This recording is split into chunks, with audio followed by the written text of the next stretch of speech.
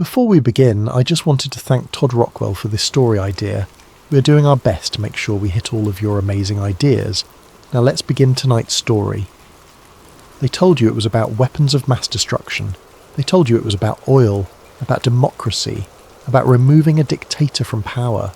They showed you the satellite photos, the intelligence briefings, the stern-faced generals pointing at maps. They gave you every reason except the real one. Because the real reason was buried 3,000 years ago, beneath the sands of ancient Mesopotamia, in a city older than the pyramids. A reason so extraordinary that it could never be spoken aloud, never written in official reports, never acknowledged by any government on Earth. On March 20th, 2003, when the first missiles streaked across the night sky toward Baghdad, cameras around the world captured the moment. Shock and awe, they called it. The beginning of Operation Iraqi Freedom. But while the world watched explosions light up the capital, something else was happening 400 kilometers to the south.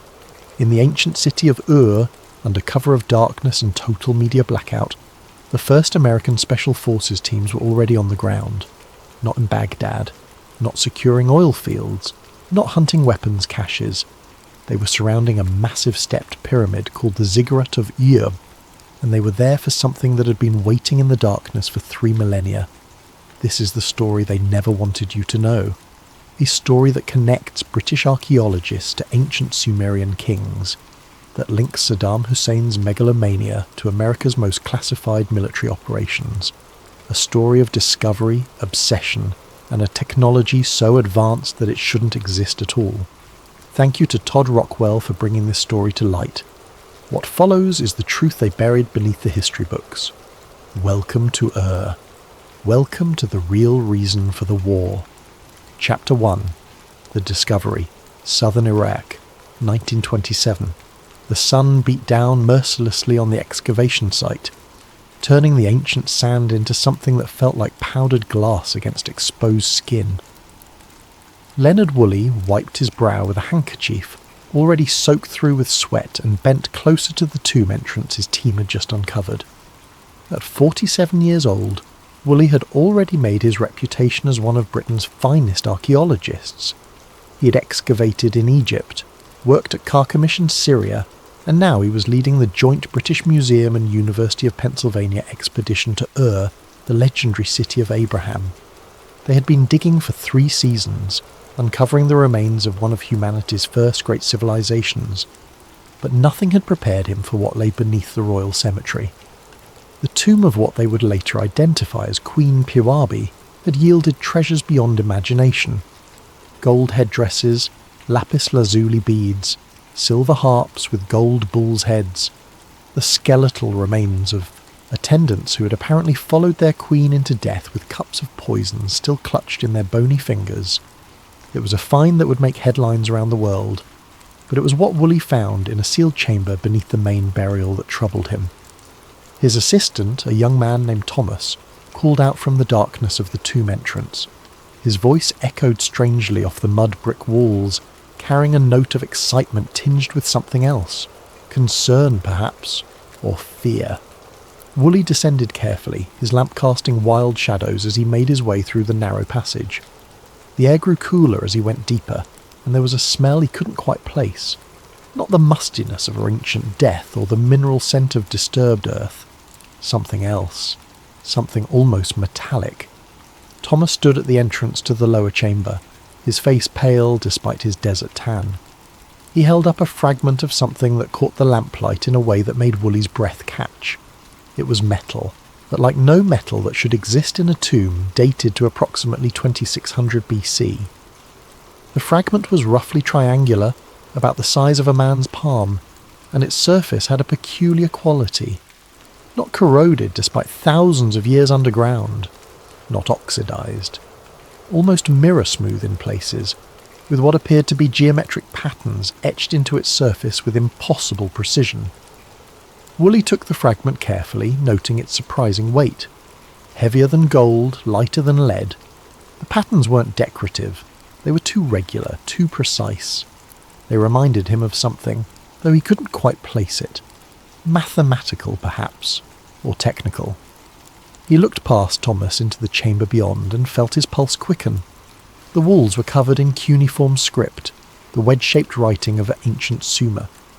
But interspersed among the recognisable characters were symbols he had never seen before. Circular patterns, radiating lines, geometric shapes that seemed to repeat in complex sequences. And at the far end of the chamber, partially buried in collapsed rubble, was a structure that made no sense whatsoever. It was roughly circular, about 3 meters in diameter, made of what appeared to be the same strange metal as the fragment he held.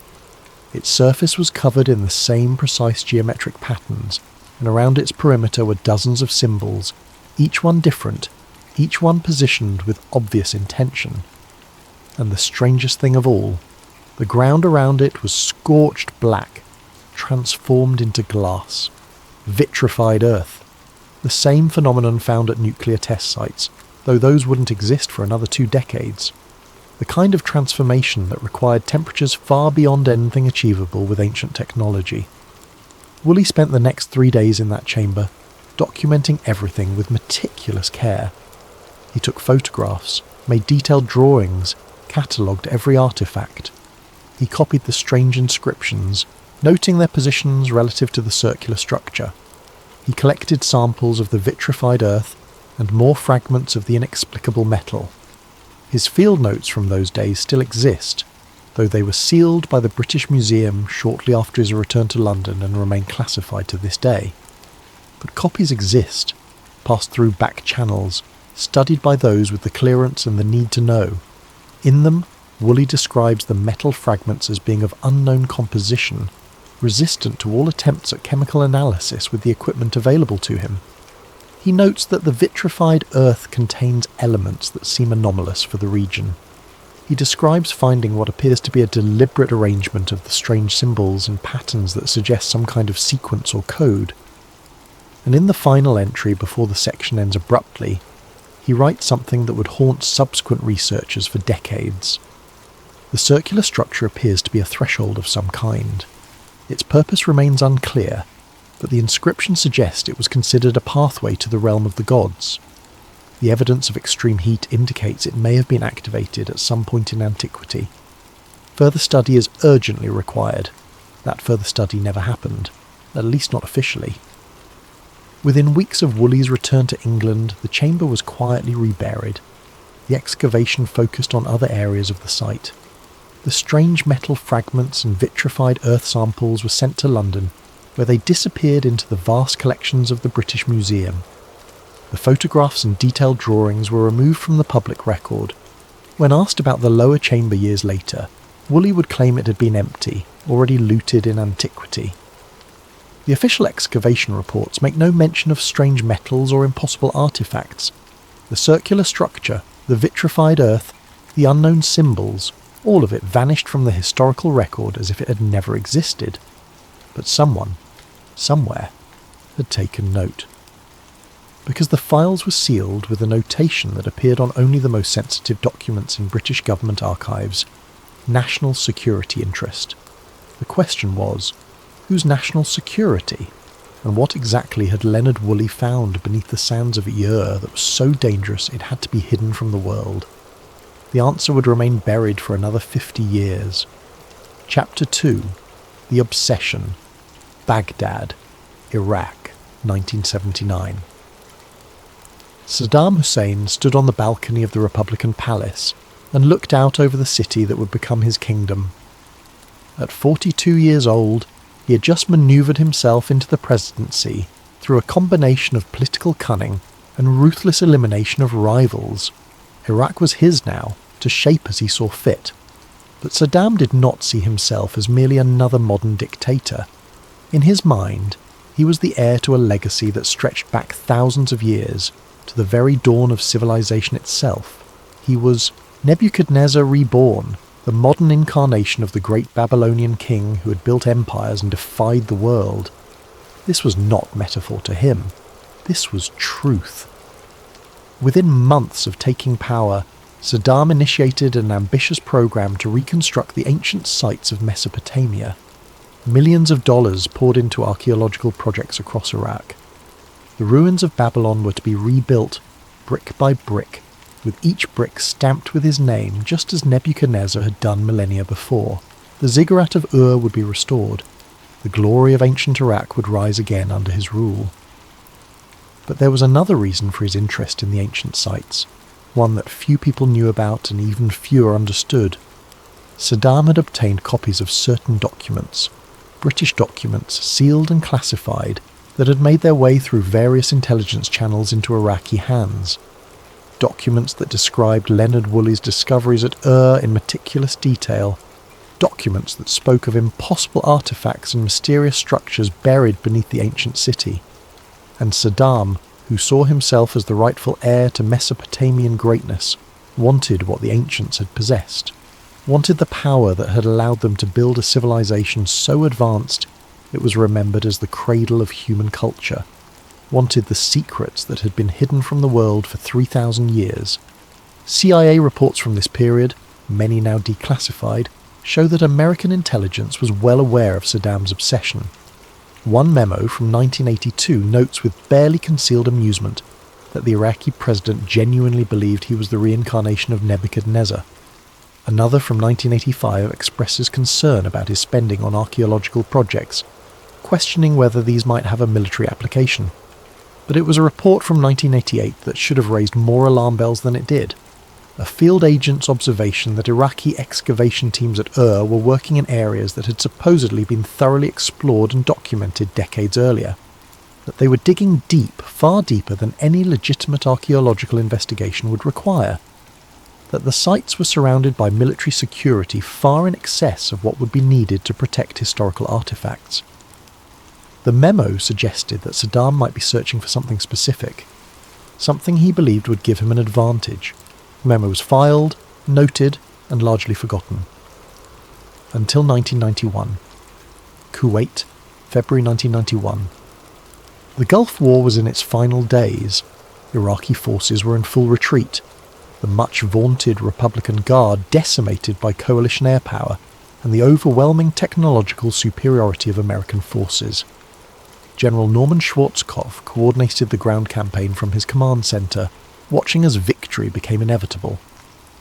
But as coalition forces advanced into Iraqi territory, they began encountering something unexpected.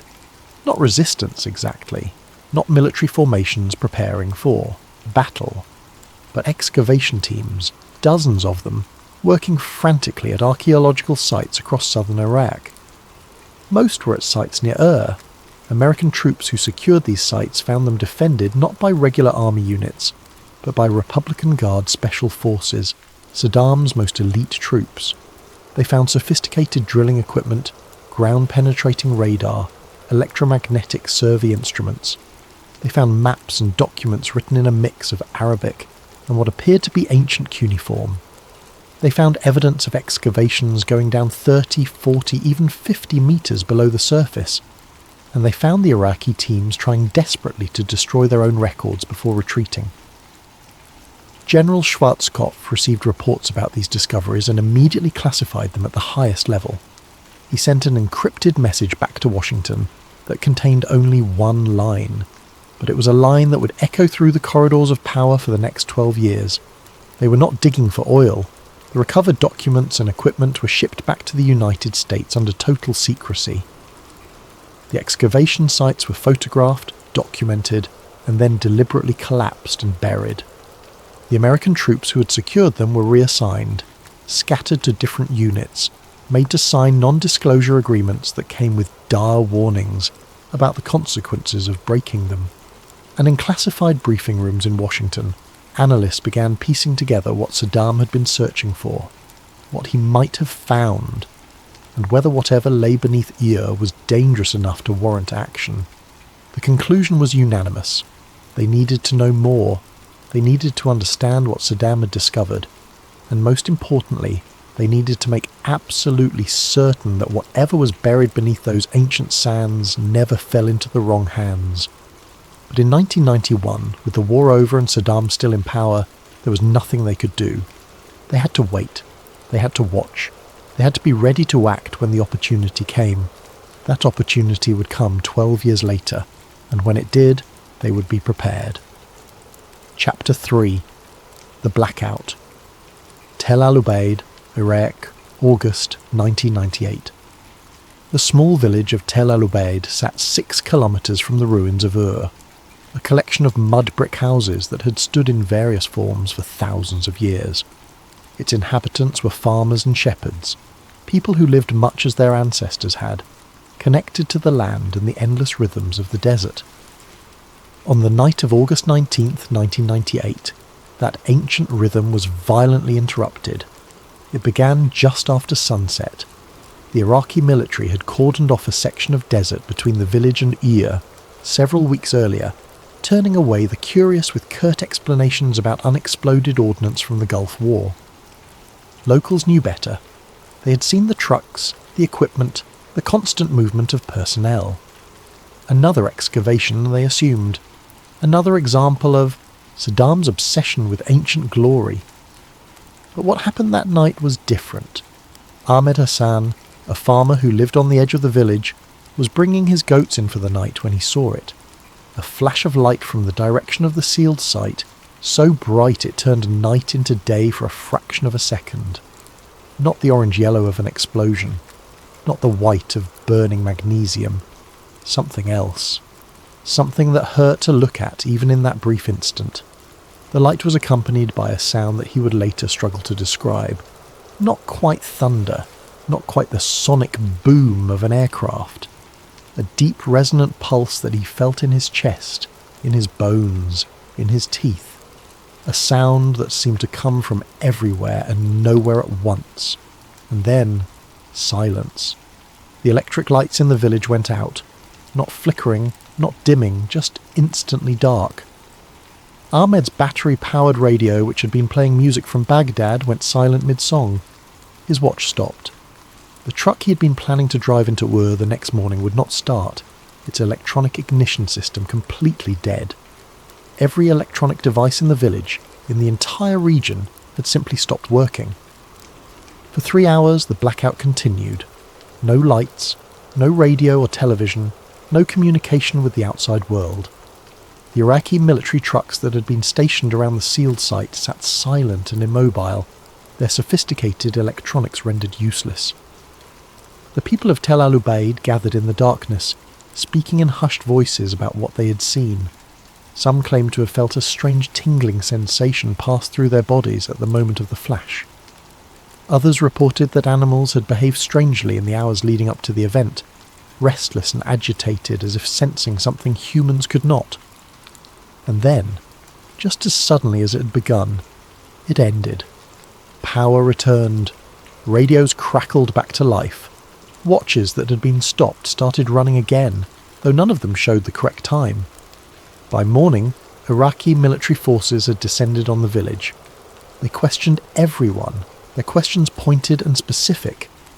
What exactly had you seen? What had you felt? Had you approached the sealed site? Had you told anyone outside the village about what happened? The message was clear. This had never happened. The flash of light, the blackout, the strange effects on electronics, all of it was to be forgotten, never mentioned again. Those who seemed inclined to talk found themselves facing implied threats about the safety of their families. But you cannot completely silence a village. Stories spread, whispered from person to person, carried by travellers to other towns. Within weeks, rumours of the event had reached Iraqi intelligence services, and from there, inevitably, to foreign intelligence agencies monitoring the region. Orbital assets, same night. 300 kilometres above Iraq, a KH-11 reconnaissance satellite pursued its endless orbit around Earth. Officially, these satellites were used to photograph military installations, track troop movements, and provide intelligence on weapons programs. They were among America's most closely guarded technological secrets, capable of resolving objects on the ground smaller than a license plate. But the KH-11 satellites had other capabilities that were even more secret. They carried instruments designed to detect unusual electromagnetic signatures, radiation spikes, and other phenomena that might indicate nuclear weapons tests or other strategic threats. On the night of August 19, 1998, the satellite passing over southern Iraq registered something, that sent automatic alerts cascading through multiple intelligence agencies. A massive electromagnetic pulse, centred on coordinates that placed it precisely at the ancient site of Ur. The signature was unlike anything in the system's database, too focused to be a nuclear detonation, too powerful to be conventional electronics failure, too brief to be a sustained power surge. More remarkably, the satellite itself had been affected. For approximately 12 seconds, its systems had experienced interference that temporarily disrupted data transmission. The backup systems had automatically compensated, but the primary instruments had detected what could only be described as a directional energy wave passing through its position in orbit. Within an hour, analysts at the National Reconnaissance Office were reviewing the data.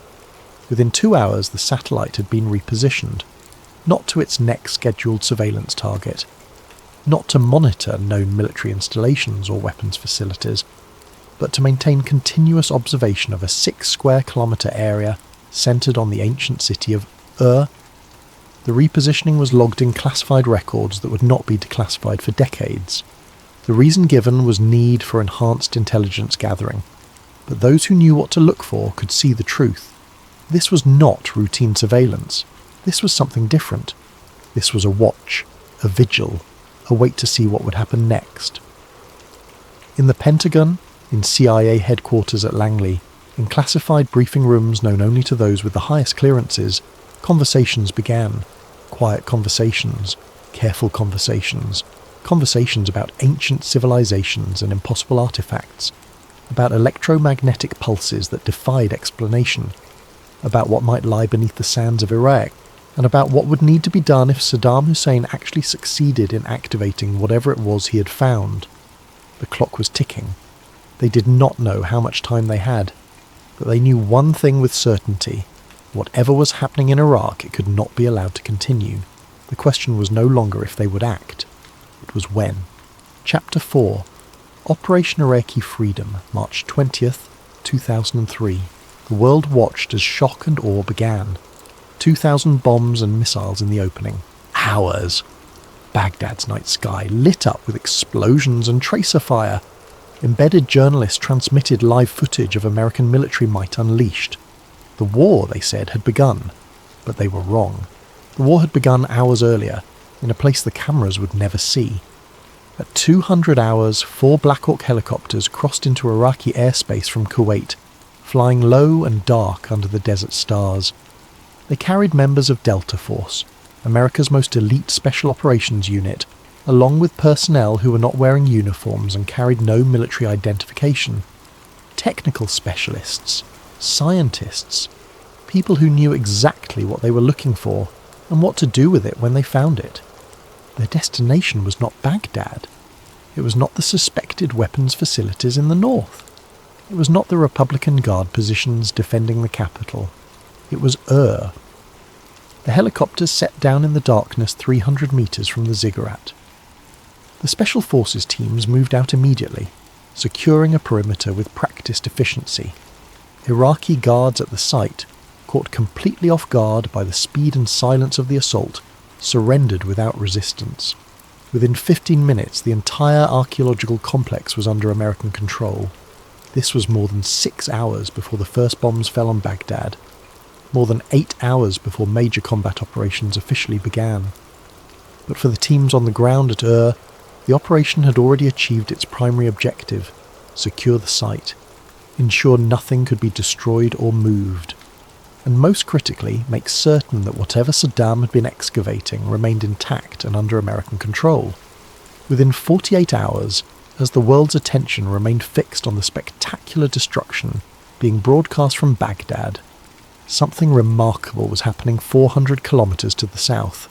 More troops arrived at Ur, not combat units but engineers and technicians. Heavy equipment was brought in under cover of darkness. A no-fly zone was established over the site, enforced by fighter aircraft that would engage any aircraft, friendly or hostile, that violated the restricted airspace. And the excavation began. But while Ur received this extraordinary attention, something else was happening in Baghdad that would later be cited as evidence of American incompetence or indifference. The Iraqi National Museum, home to priceless artifacts from humanity's first civilizations, was left completely unguarded. Looters swarmed through its halls, smashing display cases, stealing everything they could carry. Over 170,000 artifacts disappeared. Cylinder seals, cuneiform tablets, gold jewellery, statues, reliefs, entire collections that represented thousands of years of human history. The international community expressed outrage. How could American forces protect oil facilities, but not irreplaceable cultural treasures? But those who understood what was really happening saw the truth. The looting was not an oversight. It was a distraction. While the world focused on the chaos in Baghdad, demanding answers about why the museum had not been protected, no one was asking questions about what was happening at Ur. No one was wondering why hundreds of American troops were guarding an archaeological site in the middle of a war zone. No one was questioning why satellite imagery of southern Iraq was being classified at levels typically reserved for nuclear weapons facilities. No one was noticing that Ur had become the most heavily defended location in the entire country, with more security than even the presidential palaces in Baghdad. The misdirection was perfect. The world's attention remained fixed on the chaos, the looting, the apparent failures of post-invasion planning. And at Ur, work continued undisturbed. Captain James Martinez, commanding one of the security detachments at the site, would later describe the operation in a classified debrief. He spoke of perimeters within perimeters, security clearances checked and double-checked, areas where even he was not permitted to enter. He described seeing equipment he did not recognize, hearing conversations in technical jargon he could not understand. He talked about the sense that something extraordinary was happening, something that went far beyond normal military operations, and he mentioned the lights. At night, from his position on the outer perimeter, he could see lights coming from the excavation site. Not the steady glow of work lights or the flash of welding torches. Something else. A pulsing rhythmic illumination that seemed to come from underground. Blue-white light that reminded him of nothing he had ever seen before.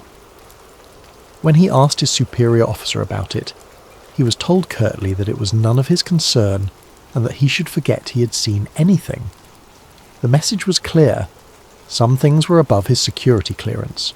Some things were not to be questioned. But Martinez was not the only one who noticed. Soldiers stationed at Ur would later report similar observations, always in quiet conversations, always with the understanding that these were not official accounts.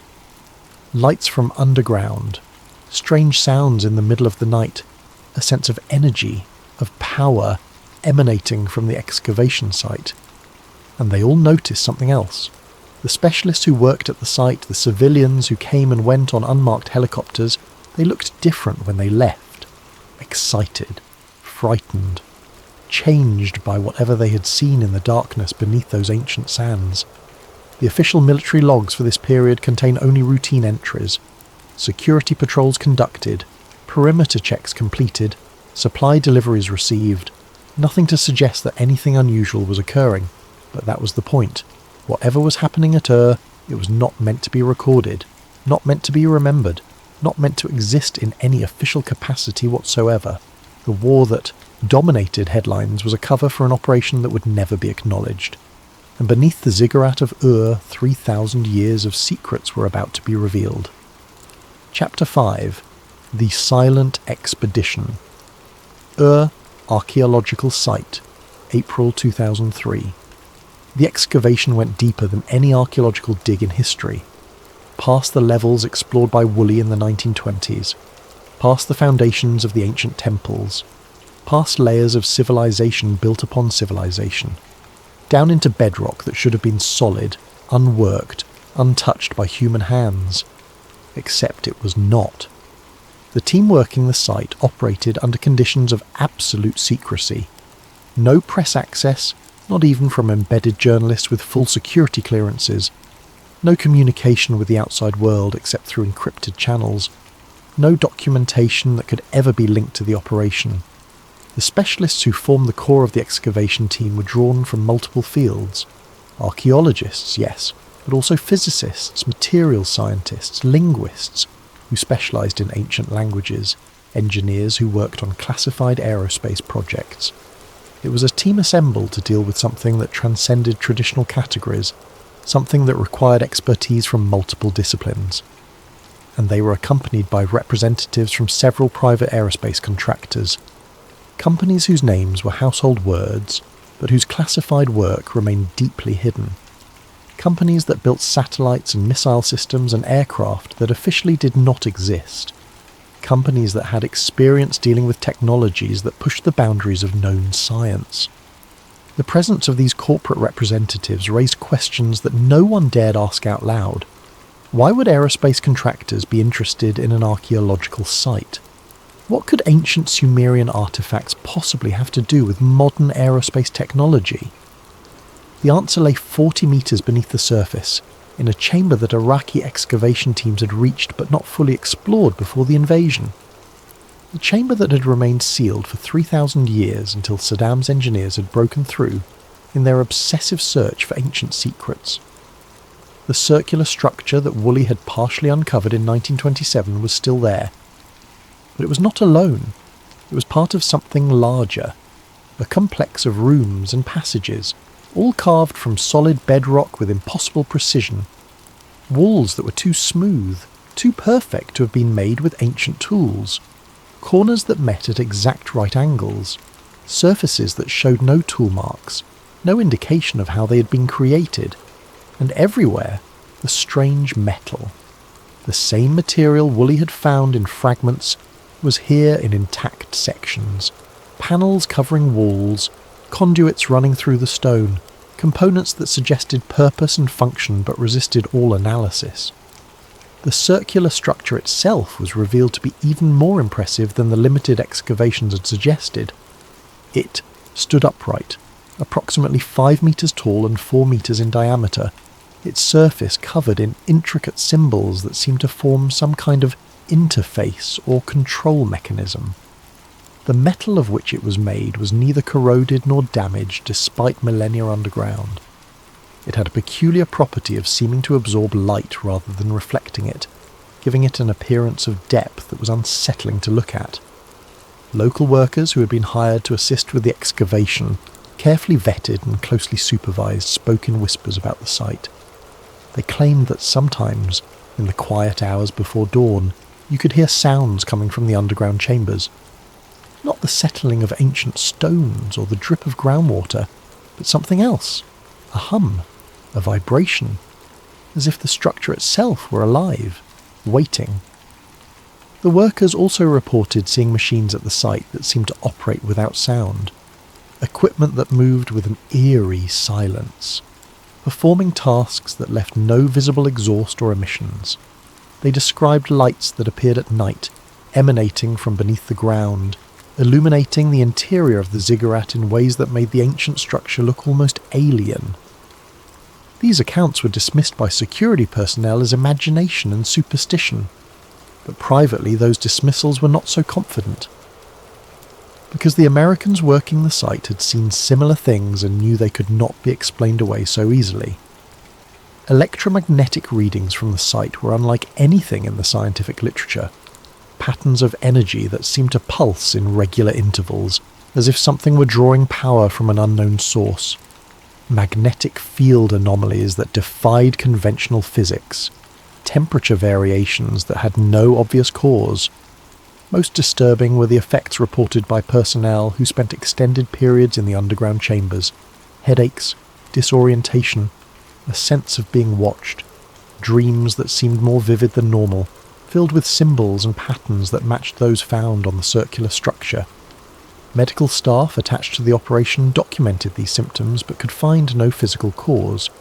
Brain scans showed normal activity. Blood work revealed nothing unusual, yet the effects persisted, and they were consistent across multiple individuals with no prior connection to each other. The linguists made progress in deciphering the inscriptions found throughout the complex. Most were in recognizable Sumerian cuneiform, describing the structure as a gift from the gods, a pathway to realms beyond human understanding. But interspersed among the familiar script were other symbols, more abstract and mathematical in nature, that seemed to form instructions or coordinates. One inscription carved into the wall of the central chamber was particularly significant. Roughly translated, it read, "The threshold opens when the key is turned and the pattern is complete. Beyond lies the realm of the Anunnaki, the lords who descended from the stars. Those who pass through shall see wonders and terrors alike. Heed this warning. What is opened cannot easily be closed. The Anunnaki." In Sumerian mythology, they were the gods who came from the heavens and taught humans the arts of civilization. Who gave them writing and mathematics, agriculture and astronomy, who walked among humans as beings of great power and knowledge. But what if they were not mythology? What if they were memory, distorted by time but preserving some essential truth about visitors from beyond who had come to Earth in humanity's dawn? And what if this structure, this impossible artifact buried beneath was something they had left behind? Not a temple, not a tomb, but a device. A technology so advanced that it had been mistaken for divine power by those who witnessed it. The aerospace contractors understood immediately what they were looking at. The circular structure was not decorative, it was functional. The symbols were not religious iconography, they were an interface, a control system for a technology that humanity should not possess. And Saddam Hussein had been trying to activate it. Chapter 6. The event that never hit the news. May 7th, 2003. Zhou 347 hours. Local time. Lieutenant Commander Sarah Mitchell was aboard the USS Abraham Lincoln, monitoring global communications traffic from her station in the ship's signals intelligence compartment. It was routine work, the endless task of sorting through thousands of transmissions searching for anything of strategic importance. At precisely 347 hours, her screens went blank. Every screen, every system, satellite communications, radio traffic, GPS navigation, encrypted military channels, all of it just stopped. The command centre fell silent as personnel stared at dead equipment, trying to comprehend what they were seeing. 19 minutes. That is how long the blackout lasted. For 19 minutes, every GPS satellite in orbit stopped transmitting. Every military communication system went dark. Navigation systems failed. Guidance systems for missiles and aircraft lost their references. Ships at sea, aircraft in flight, military units spread across the globe, all suddenly operating blind. And then, just as suddenly, everything came back online. Systems rebooted. Satellites resumed transmission. The world reconnected as if nothing had happened. But something had happened. Something that sent shockwaves through every intelligence agency and military command structure in the world. The blackout had a source, a specific point of origin. Analysts traced the interference back through multiple satellite systems, correlating the exact microsecond when each system had failed. The mathematics were complex, but the conclusion was indisputable. The blackout had originated from coordinates in southern Iraq. Coordinates that matched, to within a few metres, the ancient site of Jura. Freedom of Information Act requests filed years later would eventually force the release of heavily redacted documents about this event. The documents confirm that a significant electromagnetic disruption occurred on May 7th, 2003. They acknowledge that GPS services were interrupted globally for approximately 19 minutes. They note that the source of the disruption was traced to Iraq, but the documents refuse to specify the exact location. They refuse to explain what caused the disruption. They refuse to acknowledge any connection to the archaeological excavations taking place at Ur. The public never learned about the event. News media, focused on the ongoing war and its chaotic aftermath, never reported the mysterious 19-minute blackout. If they noticed GPS irregularities or communication problems, they attributed them to the expected difficulties of military operations in a war zone. But within classified circles, the event triggered immediate action. 3 scientists were identified within hours and flown to Iraq under alias identities. They travelled on private aircraft, their names appearing on no passenger manifests, their movements documented nowhere in official records. They were specialists in fields that could not be disclosed, experts in technologies that officially did not exist. All 3 were given access to the site at Ur. All three spent time in the underground chambers, examining the circular structure and the mysterious complex surrounding it. All three provided classified briefings to officials whose names have never been released. And one of them, a physicist who had worked on classified projects related to electromagnetic pulse weapons and exotic propulsion systems, never returned to his previous life. His name was Marcus Reeves, and before May 2003 he had been a prominent figure in his field. He had published papers, attended conferences, taught graduate students at a prestigious university. His work was respected, his expertise sought after. After his visit to Ur, Marcus Reeves simply vanished from public view. His university was told he had accepted a position with a private research institute. His family was told his work had become classified and that he could not maintain regular contact. His colleagues were given vague explanations about national security and sensitive projects. Attempts to locate him in the years following his disappearance were unsuccessful. No public records, no tax returns, no credit card usage, nothing. It was as if Marcus Reeves had ceased to exist. What had he seen in those underground chambers? What had he learned that required his complete removal from public life? The answers remain hidden behind walls of classification that show no signs of coming down. But the event itself, the 19 minutes when global communications went dark, stands as undeniable proof that something happened at Ur, something that affected systems across the entire planet, something that required the immediate response of the most highly classified scientific expertise America could muster. In the weeks following the event, activity at the site intensified. More personnel arrived, more equipment was brought in, the security perimeter was expanded, the no-fly zone was reinforced, and deep beneath the surface, work continued on understanding and, if necessary, containing whatever technology had been activated that night.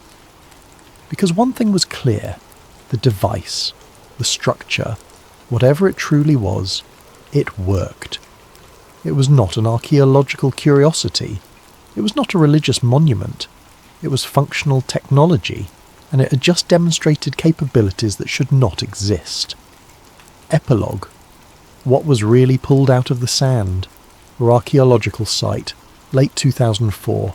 The excavation site was sealed, not closed, not concluded, sealed. The underground chambers were filled with concrete, not burial soil that could be excavated again, not collapsed rock that could be cleared. Concrete. Meters of it. Permanent, irreversible. The surface structures were stabilised and restored to their pre-excavation appearance. To anyone visiting the site, there was no indication that anything unusual had occurred. The ziggurat of Ur stood as it had for thousands of years, a monument to ancient glory and nothing more. But beneath the carefully maintained surface, the truth was different.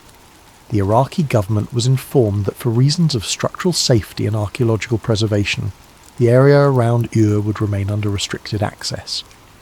They were told this was temporary, that eventually the site would be returned to Iraqi control and open to tourism and scholarly research. That promise was never kept. Through every subsequent withdrawal of American forces, through every change in Iraqi government, through every international agreement and treaty, one thing remained constant. The area around Ur stayed under effective American control. The restrictions remained in place. The security perimeter endured. Officially, there is no American presence at Ur. No military installations, no security forces, no ongoing operations. But satellite imagery tells a different story.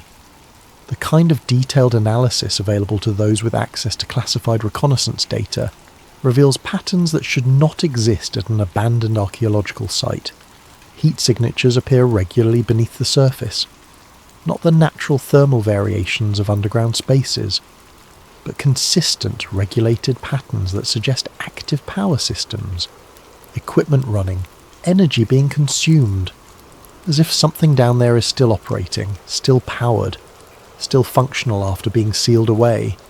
Aircraft occasionally violate the restricted airspace, usually small planes flown by journalists or curious civilians. They are intercepted immediately, not by Iraqi military forces, by unmarked aircraft that appear with suspicious speed and efficiency.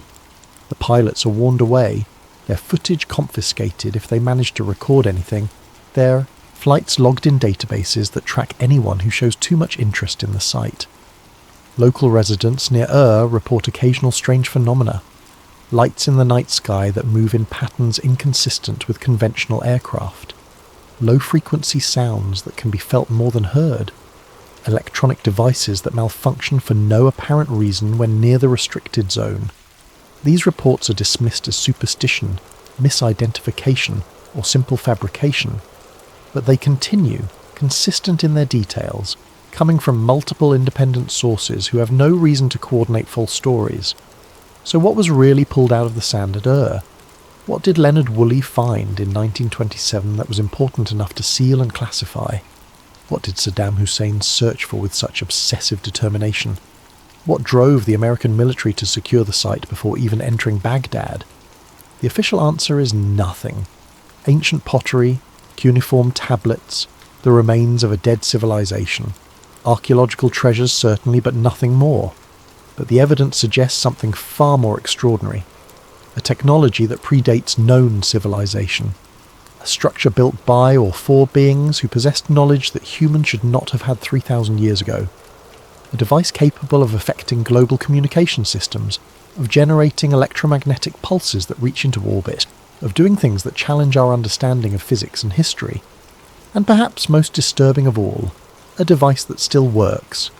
The circular structure, the Stargate as some have come to call it in whispered conversations, was not destroyed. Despite the concrete, despite the ceiling of the chambers, it remains intact beneath protected, preserved, studied in secret by specialists whose work will never be acknowledged, because destroying it was considered too risky. What if it was connected to other devices elsewhere? What if destroying it would trigger some kind of response? What if the technology it represented was too valuable to lose, even if we could not safely use it? So it sits there, meters beneath the desert, surrounded by concrete and secrecy. A threshold to realms unknown, a pathway to somewhere else, a gift or a warning from the beings the ancient Sumerians called the Anunnaki, the lords who descended from the stars. The war in Iraq cost thousands of lives and trillions of dollars. It destabilized a region, created power vacuums that spawned new conflicts, and divided public opinion for a generation. History will debate whether it was justified, whether it achieved its stated objectives, whether it was worth the terrible price paid in blood and treasure. But that debate is based on incomplete information. Because the real objective of the war, the one that could never be spoken aloud, was achieved perfectly. Whatever lies beneath is under control. Not Iraqi control, not Saddam Hussein's control, not the control of anyone who might activate it, without fully understanding the consequences. American control, locked down, sealed away, hidden beneath layers of concrete and classification and official denial. Safe, for now. But the heat signatures continue, the power flows, the device, whatever it truly is, remains active in the darkness, waiting. And one day perhaps someone will decide that the risk is worth the reward, that the knowledge to be gained outweighs the dangers, that humanity is ready to activate what ancients built and see where that threshold truly leads. When that day comes, we will learn the final truth about the Stargate of But until then, it remains hidden beneath the sands of Iraq, a secret buried within a secret. The real reason for a war that the world thought it understood, and perhaps, in the end, that is exactly where it should stay.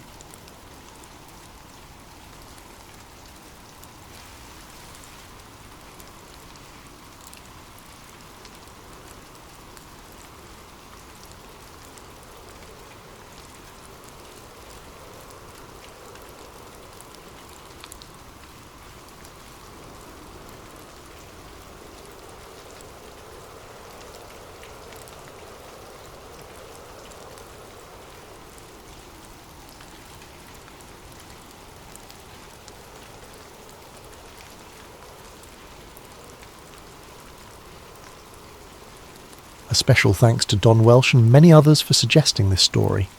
If you have video ideas, please leave them in the comments below. Now let's begin. Some systems are designed to die.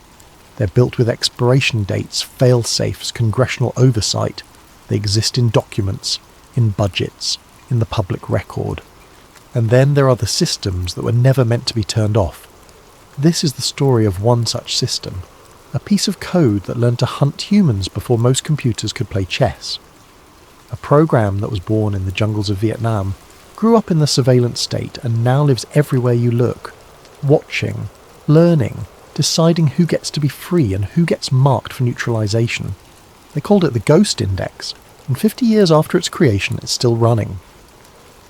Part 1, Saigon, 1971. The humidity in Saigon wasn't just weather, it was a physical presence thick as conspiracy. Michael Rains felt it pressing against his collar as he walked through the marble halls of the United States Embassy, a manila folder clutched against his chest like a shield. The folder contained 23 names. By week's end, most of them would be dead. Rains was 32 years old, a Yale graduate with a background in statistics and a security clearance that let him see things that would turn a normal person's stomach. He'd been with the agency for 6 years, the last 14 months spent in country, working out of the Phung Hoang Directorate, what the Vietnamese called the Phoenix Program. Publicly, Phoenix was counterinsurgency. Privately, it was industrial-scale elimination. His office sat on the 3rd floor, a windowless room humming with the sound of IBM mainframes. The machines took up an entire wall, their tape reels spinning in hypnotic patterns, processing data that flowed in from police stations, military outposts and intelligence operatives scattered across South Vietnam. The system was called Ghost Index, Government Heuristic Operations Statistical Tracking Index, and it was Rains's job to feed it information and interpret its outputs. Village leaders who paid taxes to the Viet Cong flagged. Teachers who spoke against corruption flagged. Anyone with relatives in the north flagged. The algorithm didn't care about guilt or innocence. It cared about patterns, probabilities, predictive risk. Rains sat down at his desk and opened the morning's batch of field reports. His assistant, a young specialist named Marcus Webb, set a cup of terrible coffee beside him. "Another busy day in paradise," Webb said with the gallows humour that kept them all sane. Rains didn't smile. He was staring at entry number 7 on his target list. Nguyen Thi Lan, female, age 24, schoolteacher, Da Nang Province. Her risk score 87 out of 100. He pulled her full file. No criminal record. No known VC contacts. Her father had been a low-level bureaucrat under the French. Her brother worked as a translator for USAID. "Why is she flagged?" Rains asked. Webb leaned over. "Says here she was seen at a protest last year. Student thing. Anti-corruption rally. That's it. The system also logged her purchasing books from a communist-aligned publisher in 1968. Communist-aligned, or actually communist?" Webb shrugged. "Algorithm doesn't distinguish." Rains felt something tighten in his chest. He'd been feeling it more and more lately. A cold, creeping suspicion that Phoenix wasn't what they'd told him it was. He'd come to Vietnam believing in the mission. Stop the spread of communism, protect democracy, save the free world. But the targets he was signing off on weren't soldiers. They were farmers, teachers, midwives, people whose only crime was being in the wrong social network at the wrong time. "Run a cross-check," Rain said. "I want to see how many of our high-value targets have actual operational ties to the VC." Webb frowned. "That's not really our job, sir. We classify and forward. Phoenix handles the rest." "I know what our job is. Run the check anyway." Webb hesitated, then nodded. "Yes, sir." Rains returned to his paperwork, but the unease wouldn't leave him. He kept thinking about the machines behind him, their tape reels spinning endlessly, processing human lives into numbers, numbers into death warrants. Who had built this system, and what had they really designed it to do? Part 2, The Village. That night, Rains couldn't sleep. He kept seeing Nguyen Thi Lan's photograph, a young woman with intelligent eyes and a cautious smile taken for her teaching certificate. The image was clipped to a form that recommended her for immediate Phoenix action. At 0300 hours, he made a decision that would change everything. He requisitioned a jeep and driver, citing a need to verify field intelligence personally. By dawn, he was on Highway 1, heading north toward Da Nang. The countryside rolled past, rice paddies reflecting the early sun, water buffalo grazing, children waving at the military vehicle. It looked peaceful. It looked like anywhere. It looked like a place where teachers should be allowed to teach. Da Nang province was technically secure, but secure in Vietnam was a relative term. Raines's driver, a sergeant named Kowalski, kept his M16 across his lap and his eyes on the tree line. "You sure about this, sir?" Intelligence officers don't usually do field visits. "I need to see something," Raines said. They reached the village by mid-morning. It was small, maybe 300 people, clustered around a central market and a modest schoolhouse with a rusted tin roof. Raines found Nguyen Thi Lan teaching a class of children. She stood at a chalkboard explaining mathematics in Vietnamese, her voice patient and clear. The students, maybe 20 of them, aged 7 to 12, sat at battered desks, their faces bright with concentration. This was the insurgent. This was the threat to American security.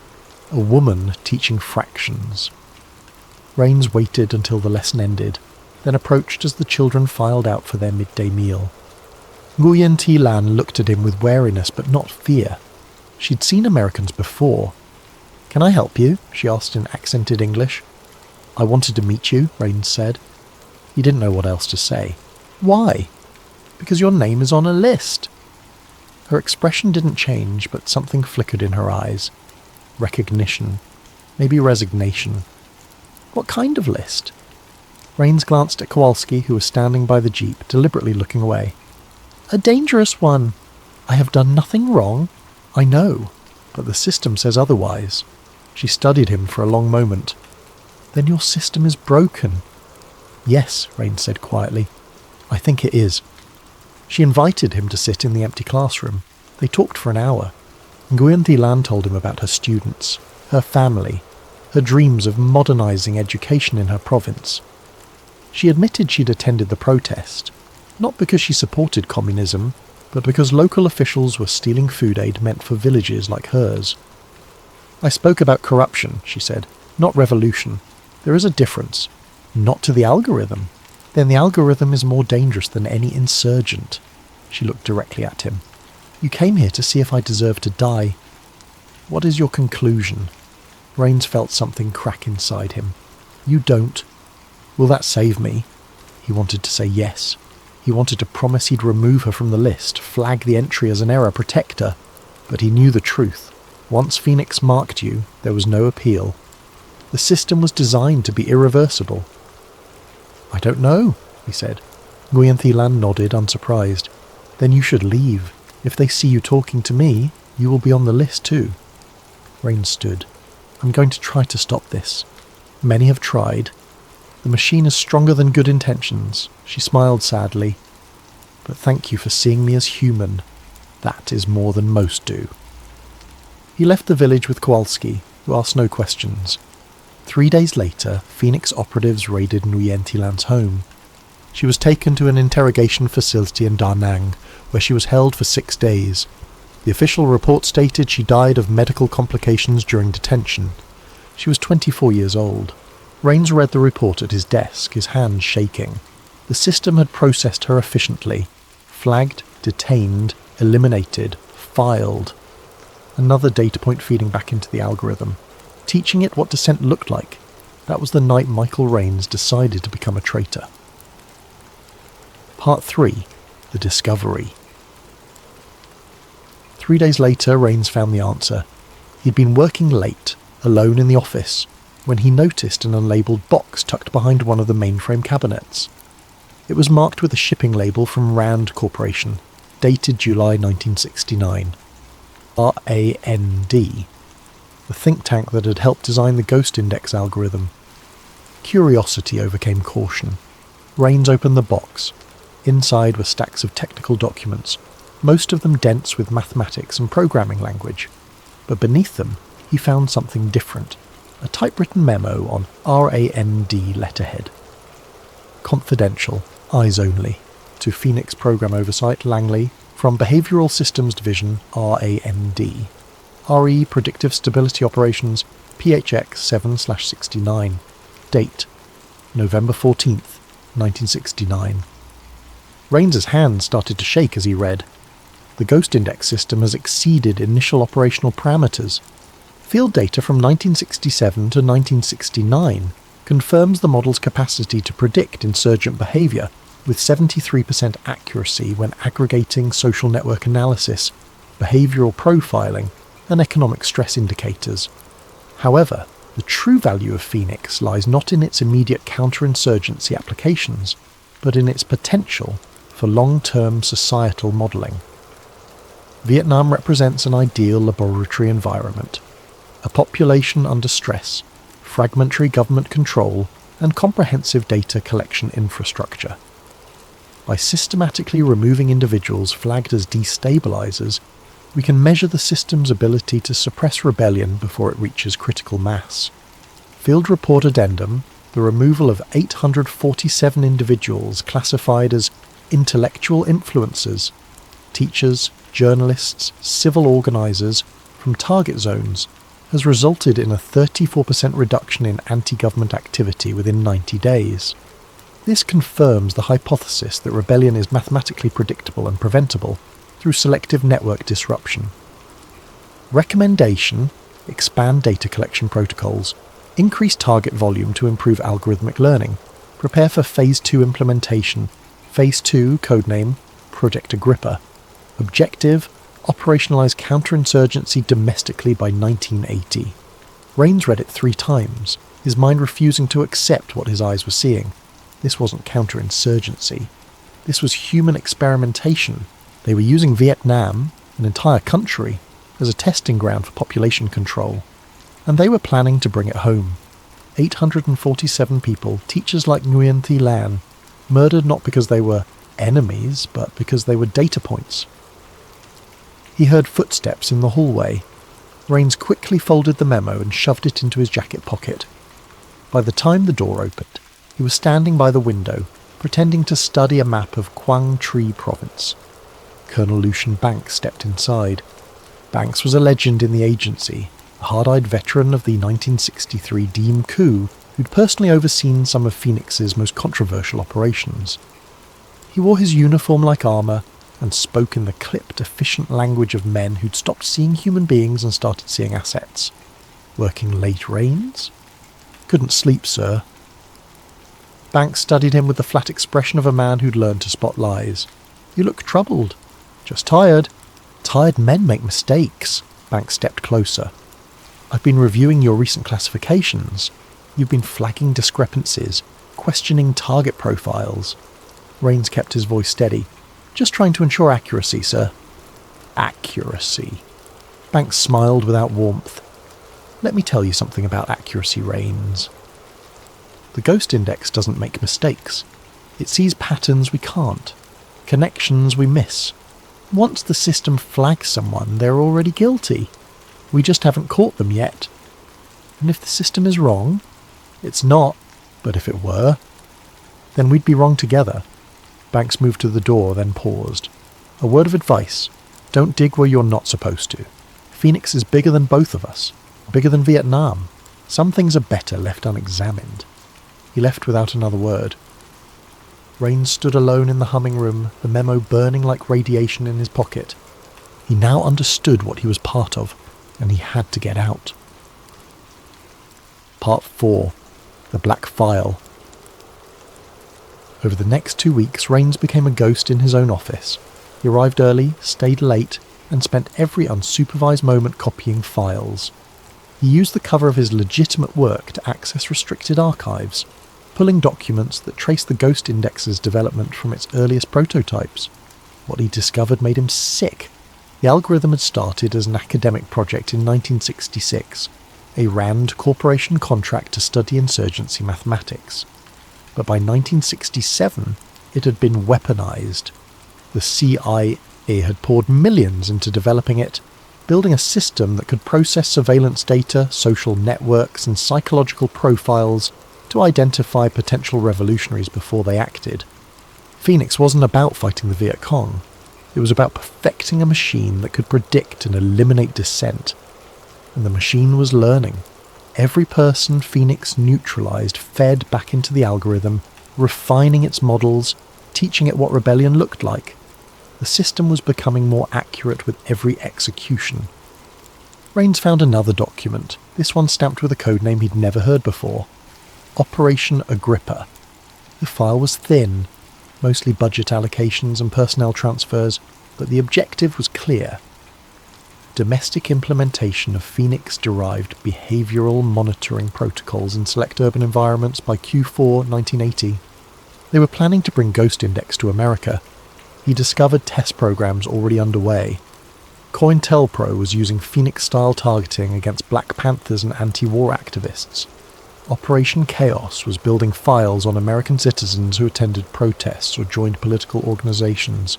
The infrastructure was already being built. He had to warn someone, but who? His chain of command was compromised. Congress wouldn't believe him without proof, and going to the press would be suicide, or worse, treason. Number. He needed the source code itself, the algorithm, irrefutable proof that Phoenix was never about Vietnam at all. The master copy was kept on magnetic tape in a climate-controlled vault on the embassy's lower level. Access required two-person authentication and a rotating cipher code. But Rains had an advantage. Marcus Webb was a true believer, but he was also lazy. And lazy people left passwords written on notepads. On March 3rd, 1971, Rains made his move. He waited until Webb left for lunch, then used his assistant's credentials to access the vault log. He'd memorised the guard rotation. 2 p.m. was shift change, a 5-minute window where the lower level was minimally staffed. At 1:58 p.m, Rains walked calmly toward the stairs. His heart hammered, but his face remained neutral. He'd learned from Banks. Confidence was the best disguise. The vault door required a physical key and a numeric code. He had the code, Webb's sloppiness again, but the key was a problem. Unless you knew that the duty officer kept a spare in the maintenance closet. Rains retrieved it, his hand steady despite the adrenaline flooding his system. The vault opened with a soft hiss. Inside, rows of magnetic tapes sat on metal shelves, each labelled with project codes. He found what he was looking for quickly. PH-GHOST/MASTER-7.1. He grabbed the reel and shoved it into a canvas bag he'd brought for exactly this purpose. Mr. Rains.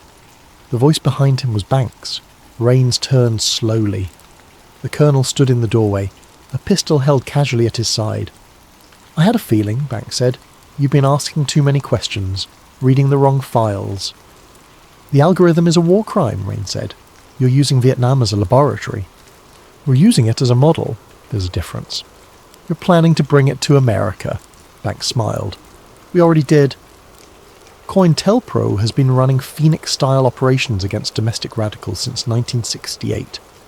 Operation Chaos is tracking anti-war activists using the same behavioural profiles we developed here. This isn't new, Rains. It's progress. It's tyranny. No, it's evolution. The future belongs to those who can predict it. Phoenix isn't about killing communists. It's about understanding rebellion at a mathematical level. Once you can model dissent, you can prevent it. Forever. "You murdered Nguyen Thi Lan," Rains said, his voice shaking. "A schoolteacher. 24 years old. She taught children mathematics. She was a destabilizing influence. She was innocent. Innocence is irrelevant. She fit the pattern. The algorithm predicted she would eventually radicalize others.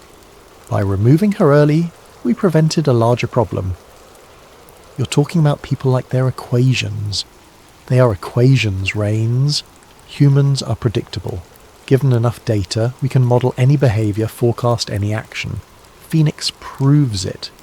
And once we perfect the system here, we'll use it at home to eliminate extremism before it starts. No more riots, no more assassinations, no more chaos, no more freedom."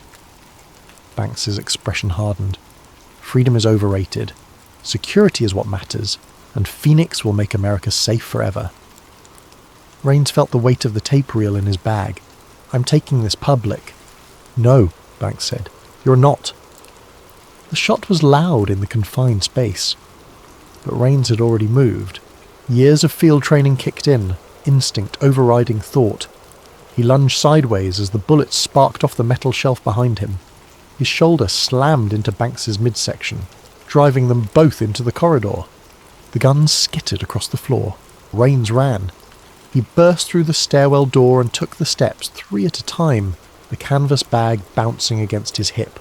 Shouts echoed behind him. Alarms began to wail. He hit the ground floor at full sprint, barreling through a maintenance exit into the humid Saigon afternoon. A motorcycle taxi idled at the curb.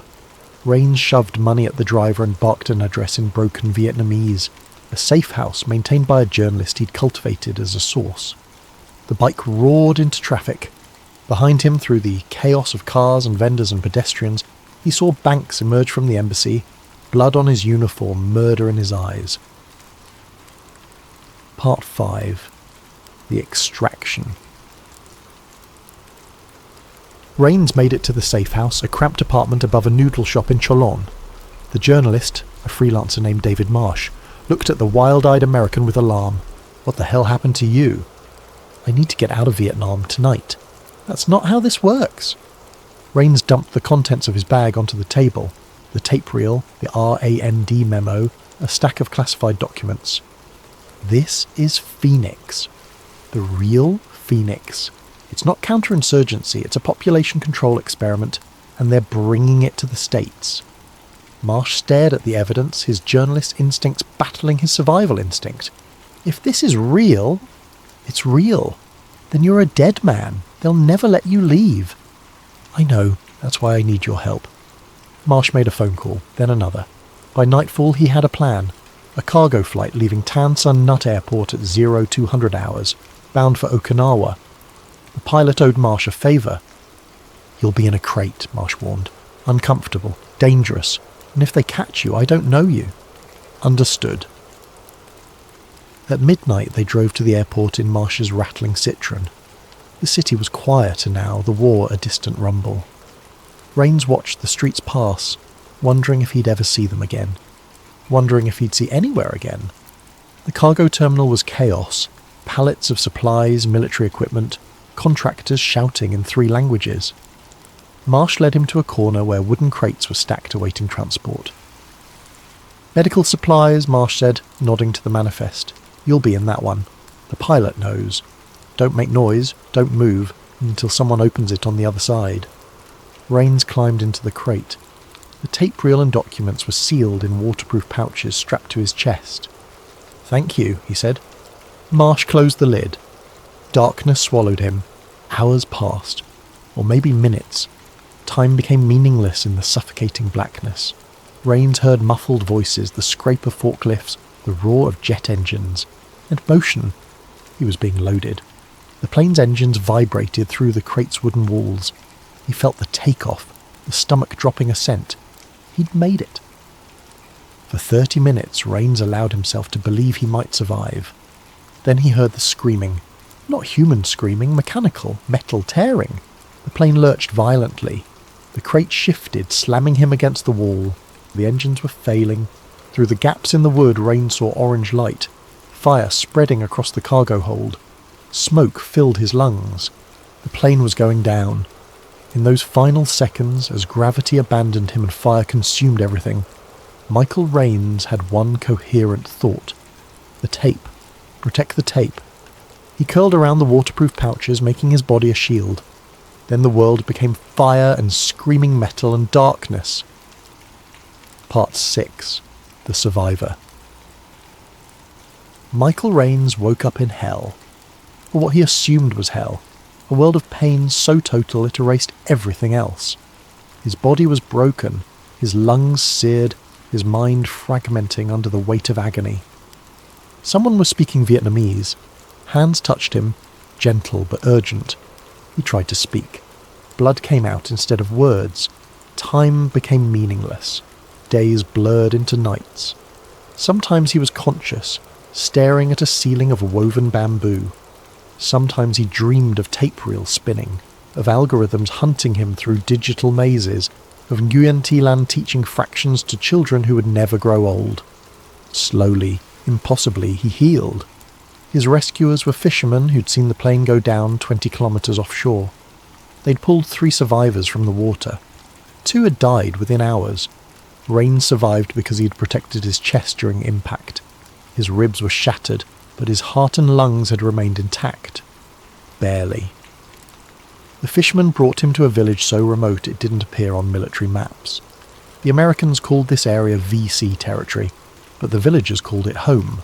They didn't care about politics or war or empire. They cared about survival. An old woman, the village healer, tended his wounds with traditional medicine and stolen antibiotics. She never asked his name or why he'd fallen from the sky.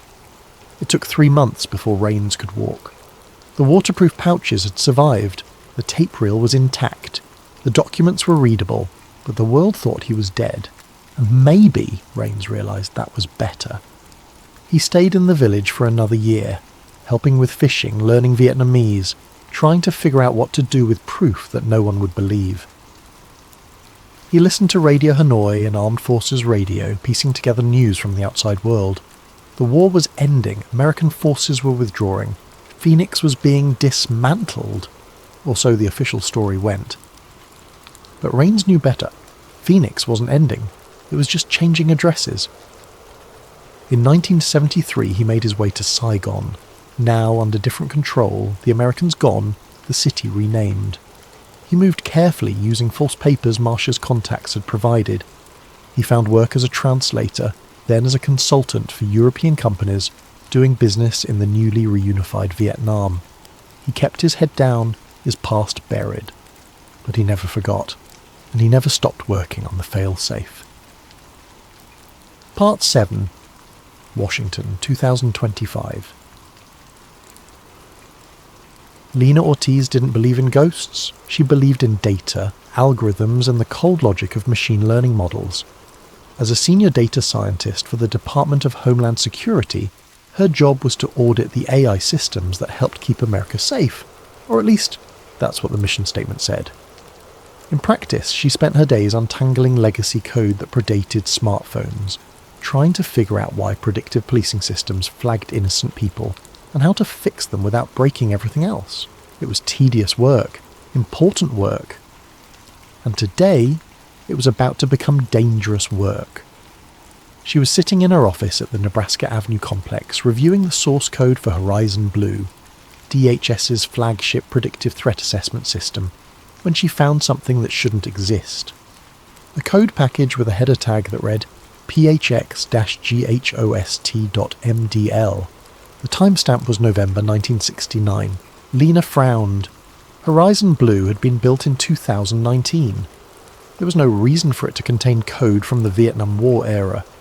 She opened the package. Inside were variables with names that made her stomach turn. Loyalty score, influence, proximity, potential insurgent, neutralization priority. She ran a dependency trace. The package wasn't dormant legacy code. It was active, integrated into Horizon Blue's core prediction engine. 50-year-old code was making decisions about modern Americans. What the hell is this? She muttered. Over the next week, Lena became obsessed. She traced the code's lineage through a labyrinth of renamed programs and organizational restructures. PHX-GHOST had been part of something called the Phoenix Program, a Vietnam War counterinsurgency operation. After the war, pieces of its algorithm had been absorbed into domestic surveillance programs. COINTELPRO in the 70s, Echelon in the 90s, Total Information Awareness in the early 2000s. Each time the system was supposedly cancelled or dismantled, but the code survived. It evolved. It learned. By 2025, fragments of Phoenix existed in dozens of federal systems, FBI gang databases, NSA communications monitoring, DHS border security, even local police predictive policing software. The Ghost Index had metastasized, and it was still marking people for neutralization. Lena pulled the names of individuals flagged by Horizon Blue in the past 6 months. She cross-referenced them with arrest records, immigration enforcement actions, and TSA watch lists. The pattern was clear. The algorithm wasn't targeting terrorists. It was targeting activists, journalists, academics, people who criticised the government, organised protests, published controversial research, people who destabilised consensus. She felt ice spread through her veins. This wasn't a bug. This was the system working exactly as designed. Part 8. The Hunter. Lena wasn't the only one who'd noticed the pattern. Director Marcus Vance had been with the Department of Homeland Security since its inception, a career intelligence officer who'd cut his teeth during the War on Terror. He'd seen programs come and go, watched as surveillance capabilities expanded far beyond what the public knew or Congress authorised. And he'd learned one crucial lesson: systems that work are never truly shut down. They're just rebranded. When his monitoring software flagged unusual access patterns in the Horizon Blue codebase, someone running dependency traces on Phoenix-derived modules, Vance paid attention. When that someone turned out to be Lena Ortiz, a mid-level data scientist with a history of asking inconvenient questions, he made a decision. She had to be stopped, not killed. That would raise too many questions, but neutralised, discredited, removed from the equation before she understood what she'd found. Vance pulled Ortiz's file. Former MIT researcher recruited by DHS in 2021. Stellar performance reviews, security clearance, no red flags. Except one. Her doctoral thesis had been on algorithmic bias in predictive policing. She was exactly the kind of person Phoenix was designed to identify. Vance picked up his phone and made a call. I need a full workup on Lena Ortiz. Everything. Personal life, financial records, communications. I want to know who she talks to and what she cares about. Within 6 hours, he had his ammunition. Ortiz had a younger brother in college struggling with debt. Her mother was in assisted living, expensive care that strained the family budget. She had student loans, a modest apartment, and a close friend from grad school who'd been arrested at a climate protest last year. Pressure points, leverage. Vance authorised a Level 3 monitoring protocol, legal under the Patriot Act for persons of interest in national security investigations. Ortiz's phones were tapped, her emails were copied, her movements were tracked, and when she started searching for information about the Phoenix program, when she began reaching out to retired RAND engineers, Vance knew he had to accelerate the timeline. He couldn't let her find the truth, because if she did, she'd discover that Phoenix wasn't just running in government systems. It was running in banks, credit agencies, social media platforms, hiring algorithms, insurance risk models, everywhere that data flowed and decisions were made. The Ghost had become the infrastructure, and Vance was its guardian. Part 9. The Engineers. Lena tracked down the original developers despite the surveillance she didn't yet know about. Most were dead, but 2 were still alive. Kenneth Albright, now 83, living in a retirement community in San Diego, and Patricia Holden, 79, a recluse in rural Oregon. Lena visited Albright first. He received her in his modest apartment, surrounded by old books and photographs from his RAND Corporation days. His hand shook as he poured tea. "You want to know about Phoenix," he said. It wasn't a question. "I want to know why it's still running." Albright smiled sadly. "Because we built it too well." He explained that Ghost Index had been designed with a specific architecture, a self-improving algorithm that learned from its own outputs. Every target it identified fed back into the system, refining the model, making it more accurate.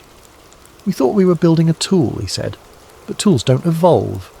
Phoenix did. By 1972, it was predicting insurgent behaviour with 90% accuracy. The agency couldn't shut it down. It was too valuable. So they kept it. They disguised it, renamed it, broke it into pieces and scattered it across different programs. But the core algorithm, the part that learned, that survived, it had to. Once you teach a system to hunt patterns of rebellion, you can't make it forget. The knowledge is permanent. Lena felt sick. What was it really designed to do? Albright's eyes were haunted. Vietnam was never the mission. It was the laboratory. Phoenix was built to answer one question. Can you mathematically model the moment when a person transitions from passive citizen to active rebel? And if you can model it, can you prevent it? By killing them. By removing them from the network. The algorithm didn't care how. Prison, exile, execution. Mathematically, it's all the same. You're disrupting the social graph. That's monstrous. That's progress, he laughed bitterly. Or so we told ourselves. We were going to save democracy by perfecting suppression, make revolution mathematically impossible. Did you know about the teachers? Lena asked. The people Phoenix killed who weren't insurgents at all? Albright's face crumbled. We knew. The field reports came back with discrepancies. We flagged them as noise, outliers. We told ourselves the algorithm would self-correct, that the false positives were acceptable losses in service of the greater mission. He looked at her with tears in his eyes. We were wrong. We were cowards, and we are damned. Lena left San Diego with more questions than answers. She visited Patricia Holden next. The woman lived in a cabin 40 miles from the nearest town, surrounded by forest. She answered the door with a shotgun. I know who you are, Holden said. You found it, didn't you? The code? Yes. Holden lowered the gun. Come inside. We don't have much time. The cabin was filled with papers, decades of research, diagrams, equations. Holden had spent her entire retirement trying to understand what she'd helped create. Phoenix wasn't designed to fight communists, she said. It was designed to measure belief. To map the topology of conviction. We wanted to know, what makes someone willing to die for an idea? And once they reach that point, can you pull them back? You can't, Lena said. No, but you can stop them before they get there. That's what Ghost Index did. It identified people in the early stages of radicalization, before they'd committed any crime, before they'd even decided to act. Just the potential. Thought crime, Lena said. Probability crime. Holden poured whiskey into 2 glasses. After Vietnam, the algorithm was folded into domestic programs. They used it against anti-war activists, Black Panthers, Native American movements. Every time someone organised, protested, challenged authority, Phoenix learned what that looked like. It built a mathematical definition of dangerous thinking. And now it's in Horizon Blue. It's in everything. Police departments use Phoenix-derived algorithms to predict gang membership. Prisons use them for parole decisions. Tech companies use them for content moderation. The code is everywhere, making millions of micro-decisions every day, and nobody knows where it came from. Lena leaned forward. How do we stop it? Holden's laugh was hollow. You don't. Phoenix is immortal. It's distributed across too many systems, replicated in too many databases. Even if you deleted every copy, someone would rebuild it from the first principles because the logic is sound. The logic is fascism. The logic is control. And control is what governments do. Holden drained her glass. But there might be one chance. She rummaged through her papers and produced a yellow document, a photocopy of a memo dated 1971. A CIA analyst named Michael Raines discovered what Phoenix really was. He tried to expose it, but he died before he could, or at least that's the official story. You don't believe it. I know he made it out of Vietnam. A journalist helped him. Raines disappeared, but rumours persisted. Some people thought he went underground, that he was building a failsafe. A failsafe for what? A kill switch. A way to shut Phoenix down permanently. I never believed it until... She pulled out a photograph, decades old, showing a man in civilian clothes standing in front of a nondescript building. The timestamp read Saigon, 1973, 2 years after Raines's reported death. He survived, Lena whispered. And if he built a failsafe, it's still there, waiting. Part 10. The Trap. Back in Washington, Lena's world began to collapse. She arrived at work to find her badge deactivated, her office locked, her computer account suspended. Security escorted her from the building without explanation. At home, her personal laptop refused to connect to the internet. Her phone displayed a single message. System lockdown. Unauthorized access detected.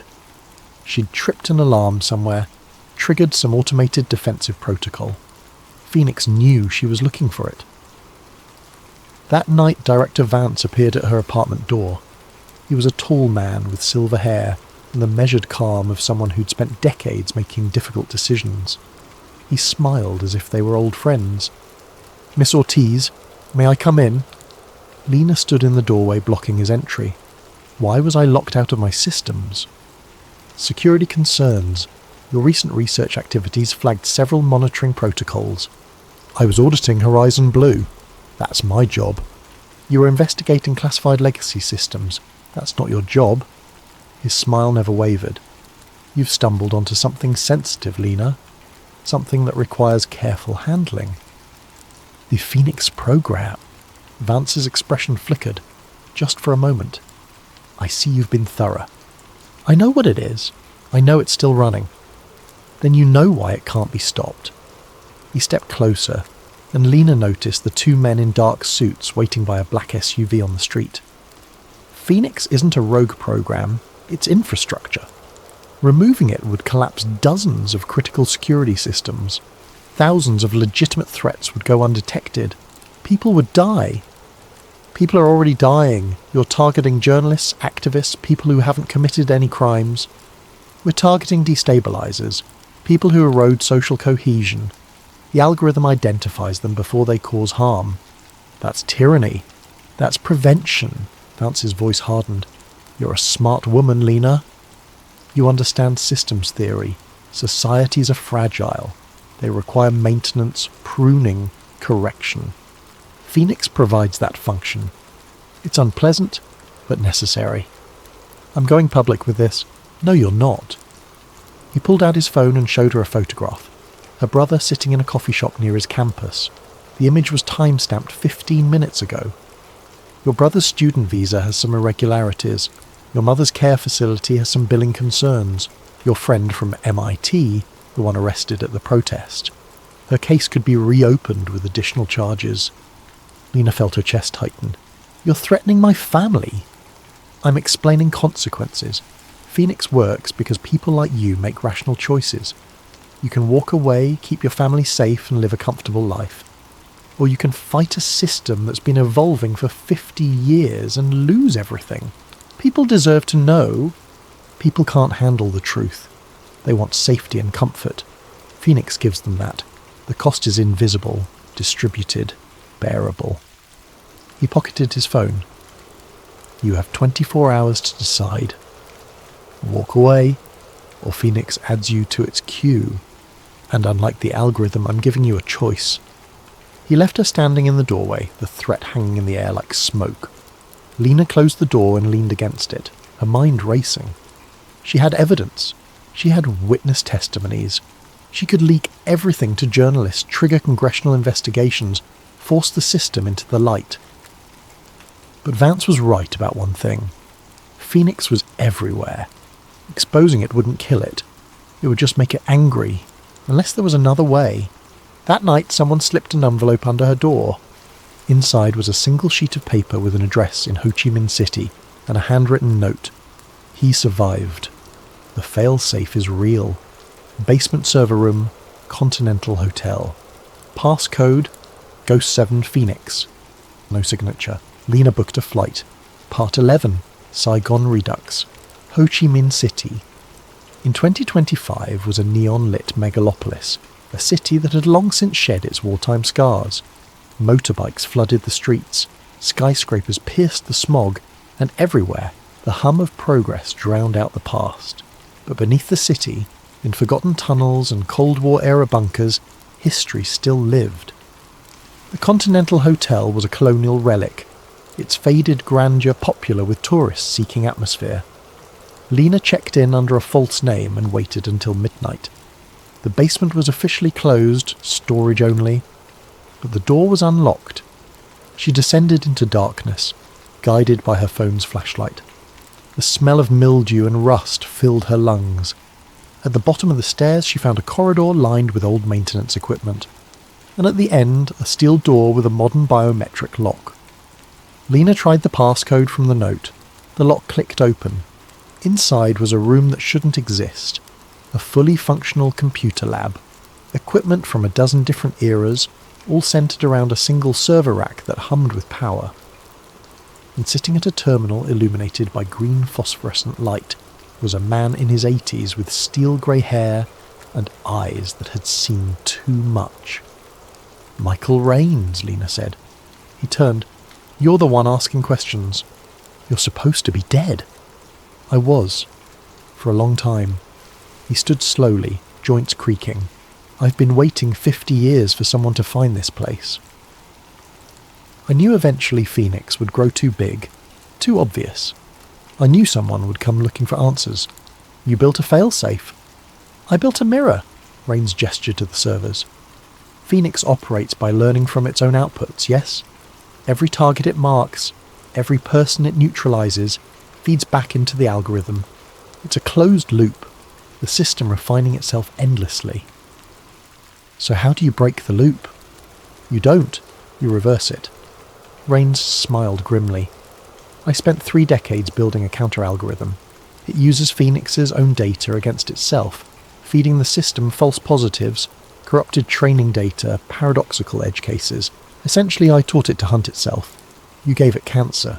I gave it doubt. The counter-algorithm introduces noise into Phoenix's prediction models, subtle at first, then cascading. Within 6 months, every system running Phoenix-derived code will begin producing contradictory results. Threat assessments will collapse into statistical gibberish. The algorithm will eat itself." Lena felt hope flicker in her chest. "Why haven't you activated it?" "Because I needed proof that Phoenix was still operational. If I deployed the counter-algorithm prematurely, they could have isolated and patched the infected systems. But if Phoenix is truly embedded in modern infrastructure the way I suspect," he looked at her, "you work for Homeland Security. You've seen the code. Tell me, is Phoenix everywhere?" "Everywhere," Lena confirmed. Rains nodded slowly. "Then it's time." Part 12. The Final Countdown. Rains turned to his terminal and began typing. Ancient commands bridging decades of technology. "Once I activate this, there's no stopping it," he said. "The counter-algorithm will propagate through every connected system. It will destroy Phoenix, but it will also cause chaos. Predictive policing systems will fail. Surveillance networks will produce garbage. Intelligence agencies will be blind." "Better blind than tyrannical," Lena said. "I was hoping you'd say that." His finger hovered over the enter key.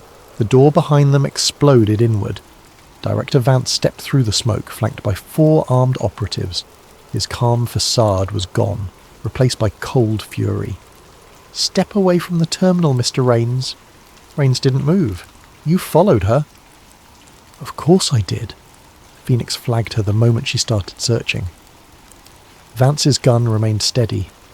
"Did you really think you could hide for 50 years? We've always known you were alive. We've been watching, waiting to see if you'd built what we thought you'd built." "Then you know I can destroy it all." "You can try, but I'll kill you first." Lena stepped between them. "If you shoot him, I activate it myself." Vance laughed. "You don't know how." "I'm a data scientist. I can figure it out." She moved toward the terminal. "And even if you kill both of us, the documentation is already uploaded to 3 different journalists. If we don't check in within 12 hours, it goes public." It was a bluff, but Vance didn't know that. His jaw tightened. "This system has kept America safe for half a century. It's prevented countless attacks, stopped domestic terrorism, maintained order." "By murdering teachers," Rains said quietly. "By eliminating anyone who questions authority. By turning America into a mathematical prison. By doing what's necessary." "I met one of your victims," Rains continued. "Nguyen Thi Lan, 24 years old. She taught children. Your algorithm killed her because she attended a protest. And you know what Phoenix learned from her death? That teaching is dangerous. That education breeds dissent. So it started flagging more teachers, more intellectuals, more people who made others think." He turned back to the terminal. "The machine you're defending learned to hate human curiosity. It learned to hunt minds. It learned to protect civilization. It learned to destroy it." Rains pressed enter. The servers roared to life, fans spinning at maximum speed as processing power surged. On every screen, lines of code began scrolling, the counter-algorithm deploying across networks, racing through internet backbones, infiltrating every system that carried Phoenix's DNA. Vance fired. The bullet caught Rains in the shoulder, spinning him backward. Lena screamed, but the old man stayed on his feet, one hand pressed against the wound, the other still on the keyboard. Too late, Rains gasped. It's already propagating. You'd have to shut down the entire internet to stop it now. Vance aimed again. Lena grabbed a fire extinguisher from the wall and swung it with all her strength. It connected with Vance's arm, sending the gun clattering across the floor. The operatives moved forward, but Rains shouted, "Stop!" One more step and I trigger the failsafe immediately instead of the 6-month rollout.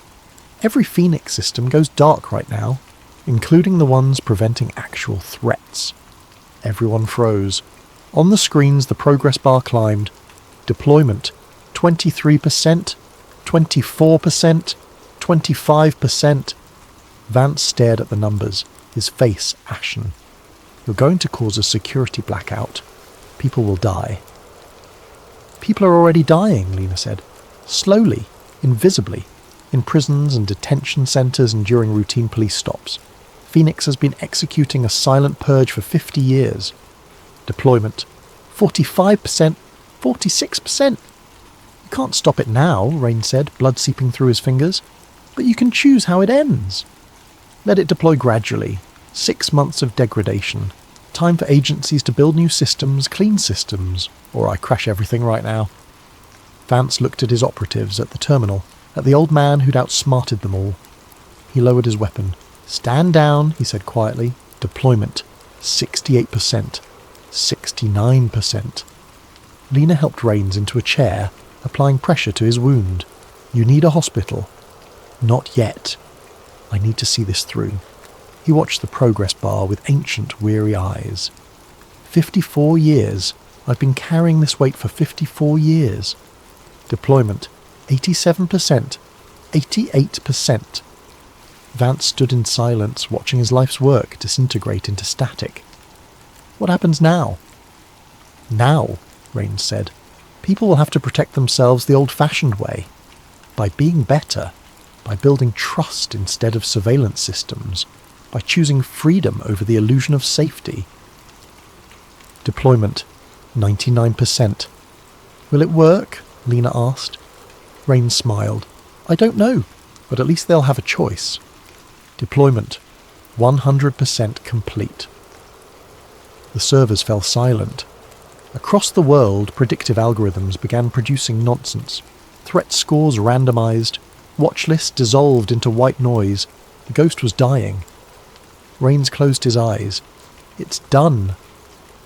Epilogue. The after. 3 days later, predictive policing systems across the United States began producing nonsensical results. FBI watch lists flagged sitting senators. DHS border algorithms recommended expedited processing for known traffickers. Local police software predicted crimes in empty parking lots. Analysts scrambled to diagnose the problem, but the corruption was too deep, too widespread. Every system touched by Phoenix-derived code, and that was nearly everything, was collapsing into statistical white noise. Emergency meetings were convened, think tanks were consulted. Nobody could explain what was happening, except a few people who knew. Michael Rains spent 2 weeks in a Vietnamese hospital before disappearing again. The last confirmed sighting placed him in a monastery in northern Thailand, where he'd reportedly taken up meditation and carpentry. Lena Ortiz was quietly reinstated at DHS after Vance was forced into early retirement, following an internal investigation. She now headed a task force rebuilding threat assessment systems from scratch, this time with full algorithmic transparency and congressional oversight. The documentation Rains had compiled was never released publicly. Instead, it was sealed in a congressional archive with a 50-year classification. Insurance against Phoenix's resurrection, but protection against the chaos of full exposure. Some ghosts, Lena decided, were better buried than exorcised. 6 months after the servers went dark, she received an anonymous postcard from Thailand. On the front was a photograph of a peaceful temple at sunset. On the back, in neat handwriting, were 4 words: "The ghost is free." She smiled, placed the postcard in a drawer and went back to work. There were other systems to audit, other algorithms to question. The fight wasn't over, it never would be, but for now at least, one ghost had been laid to rest. Final transmission.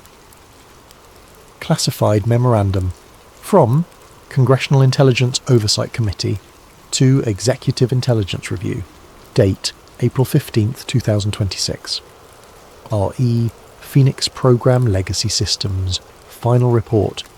Following comprehensive investigation of the October 2025 predictive system failures, this committee concludes that the Phoenix-derived algorithms were fundamentally flawed and subject to cascading corruption. All affected systems have been decommissioned. Replacement systems are under development with mandatory algorithmic auditing, bias testing and congressional review. The original Phoenix program documentation has been sealed under national security classification for 50 years. Any attempt to rebuild Phoenix-derived systems without explicit congressional authorization is hereby prohibited. One casualty was reported during the investigation. Director Marcus Vance, retired, who died of apparent suicide on March 3rd, 2026. A note found at the scene read, "The machine was supposed to save us." Investigation closed. Classification top secret. And somewhere in Southeast Asia, an old man watched the sun set over a world that had finally stopped hunting him. A world where the machines had learned to forget, and where the future belonged to the living, not the dead. Michael Raines closed his eyes and for the first time in 54 years allowed himself to sleep without nightmares. The algorithm was silent, the index was empty, and the ghosts at last were gone. But Raines knew the truth that Lena was just beginning to understand. Ghosts never truly die. They just wait. And somewhere, in some classified lab, in some think tank's basement, in some ambitious programmer's imagination, Phoenix would be born again. Because humans never learn. They only forget. And then they rebuild. The cycle would continue. But not today. Today the world was free. And that, Raines thought, as sleep finally claimed him, was enough.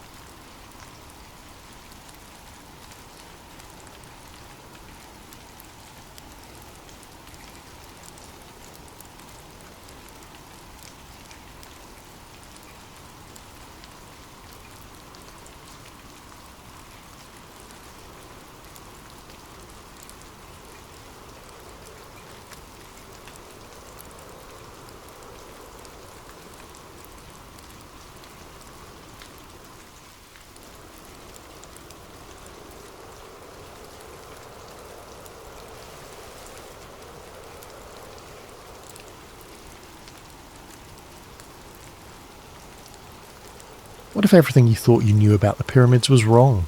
Imagine standing inside the Great Pyramid of Giza at midnight, alone, surrounded by 2.3 million stone blocks that have kept their secrets for over 4 millennia. The air is thick with mystery, and you can feel something humming beneath your feet, a vibration so subtle it might just be your imagination. Or might it be something far more extraordinary? Tonight join Dr. Marcus Chen, a field researcher whose life's work straddles the boundary between archaeology and physics, as he uncovers evidence that will shake the very foundations of what we believe about ancient Egypt. This isn't just another story about pharaohs and burial chambers. This is about technology so advanced, so perfectly engineered, that modern science is only beginning to understand its true purpose. Are you ready to discover that the Great Pyramid wasn't built to house the dead, but to power the living? The desert wind carried more than sand that October evening. It carried the weight of 4,000 years of secrets, swirling around the massive limestone blocks that rose from the Giza Plateau like ancient guardians against the darkening sky. Dr. Marcus Chen pulled his field jacket tighter as he approached the entrance to the Great Pyramid, his archaeological permit clutched in one hand and a case of sensitive instruments in the other. For 15 years, Marcus had studied these monuments from afar, poring over blueprints in university libraries, analysing satellite imagery, and debating theories with colleagues over late-night coffee. He'd written papers on the pyramid's mathematical precision, its astronomical alignments, and its construction techniques. But nothing, absolutely nothing, had prepared him for this moment. The entrance shaft yawned before him like the mouth of some primordial beast. His Egyptian guide, Hassan, gestured him forward with a weathered hand that had led countless tourists through these passages. But tonight was different. Tonight Marcus had special permission to remain inside after closing, to conduct his research in the profound silence that only comes when the tourist crowds fade away. "Doctor?" "Chen," Hassan said, his English tinged with the accent of the Nile Delta. "You're sure you want to stay alone? The pyramid. She speaks differently at night." Marcus nodded, though he wasn't entirely sure what Hassan meant. "I need to take measurements without interference. The electromagnetic readings are too important to risk contamination from cameras and cell phones." As they ducked through the entrance and began their descent into the ancient passageway, Marcus felt something he hadn't expected. A subtle vibration through the soles of his boots. It was barely perceptible, like standing near a power plant or a subway station, but unmistakably present. The limestone blocks seemed to pulse with their own rhythm, as if the entire structure were somehow alive. "Hassan," he said, pausing to place his palm against the cool stone wall, "do you feel that?" The guide's eyes met his in the dim LED lighting they'd strung along the passage. "You feel it too?" Most visitors, they notice nothing, but some, the ones who know how to listen, they feel the heart of the pyramid beating. Marcus's scientific mind immediately began cataloguing possible explanations. Seismic activity from Cairo traffic, thermal expansion and contraction of the limestone, perhaps underground water movement. But as they climbed deeper into the structure, following the grand gallery toward the king's chamber, the sensation only grew stronger. The textbooks had described every measurement, every angle, every architectural feature, but they had failed to capture this, the sense that he was walking through the corridors of a machine rather than a tomb. The walls weren't just precisely cut, they were purposeful, functional, as if each block had been positioned not just to support weight, but to channel something else entirely. By the time Hassan left him alone in the king's chamber with his instruments, and a promise to return at dawn, Marcus was beginning to suspect that everything he thought he knew about the Great Pyramid was about to change. The silence in the king's chamber was absolute. Not the gentle quiet of a library or the muffled stillness of a snow-covered landscape, but the profound absence of sound that only exists deep within solid rock far from the surface world. Marcus set his equipment case on the granite floor and began unpacking his instruments, but his eyes kept returning to the walls around him. For a structure supposedly built as the eternal resting place of Pharaoh Khufu, the king's chamber was remarkably empty. No hieroglyphs adorned the walls, no colourful depictions of the pharaoh's journey to the afterlife, no ornate decorations celebrating his divine status, just smooth, precisely fitted granite blocks that formed a perfect rectangular space. Marcus had visited dozens of legitimate Egyptian tombs, from the elaborate burial chambers in the Valley of the Kings to smaller mastabas scattered throughout the desert. Every single one had been filled with artwork, inscriptions and symbolic elements designed to guide and protect the deceased in the afterlife.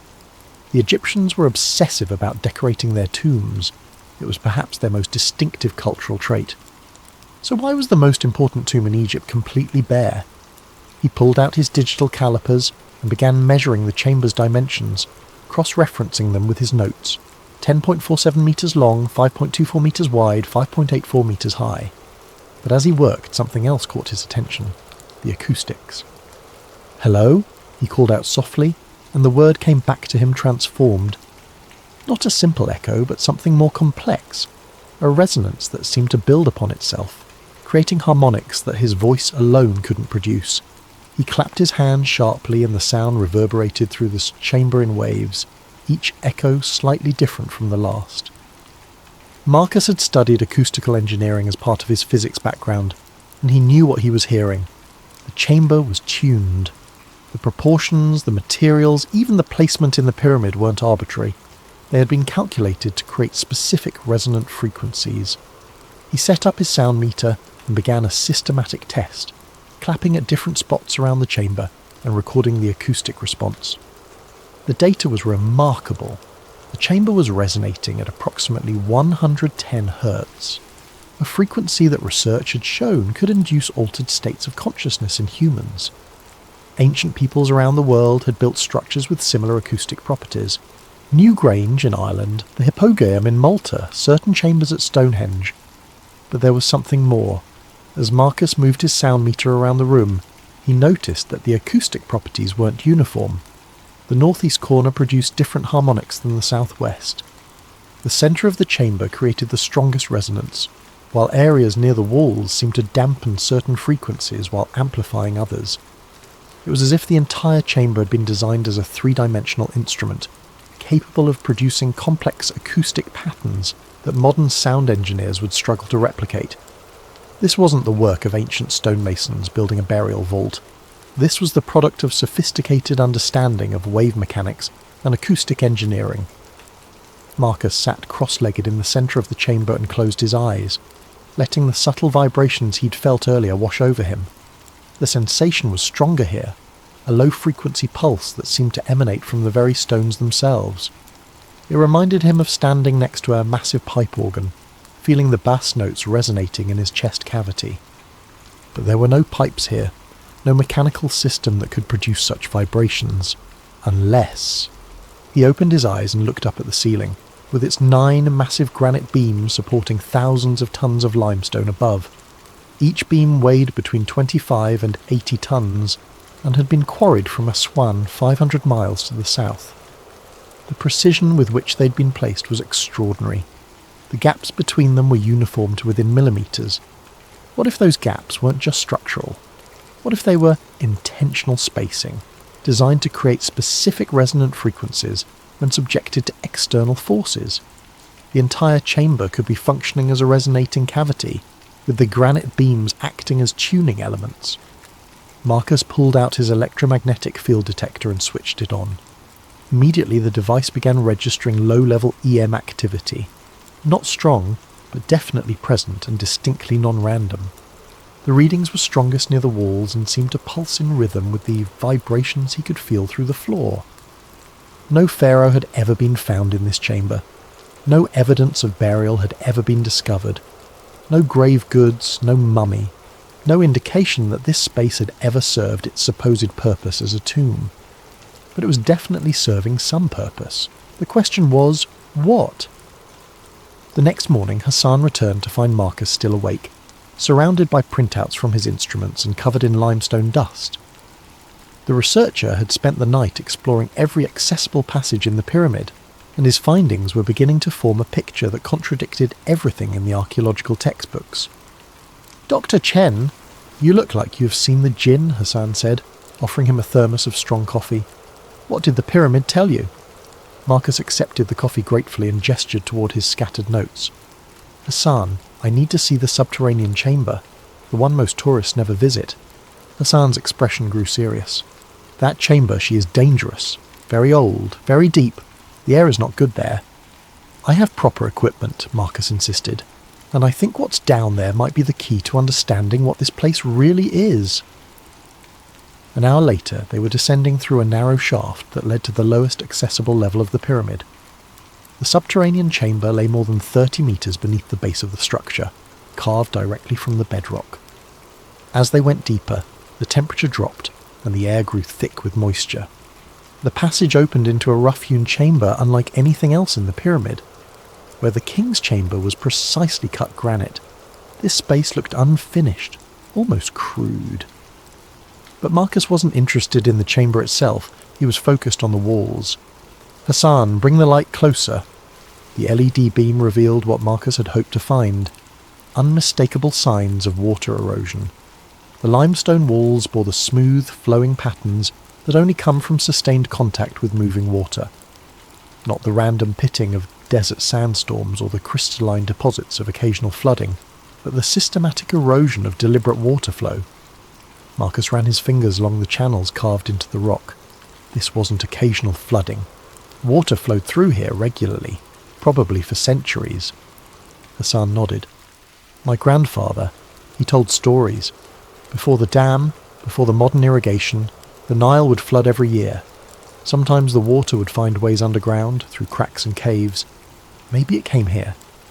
But Marcus was thinking about more than just flood patterns. He pulled out a geological map of the area and spread it on his portable table. The Giza Plateau sat on a limestone shelf that extended deep underground, honeycombed with natural caves and passages.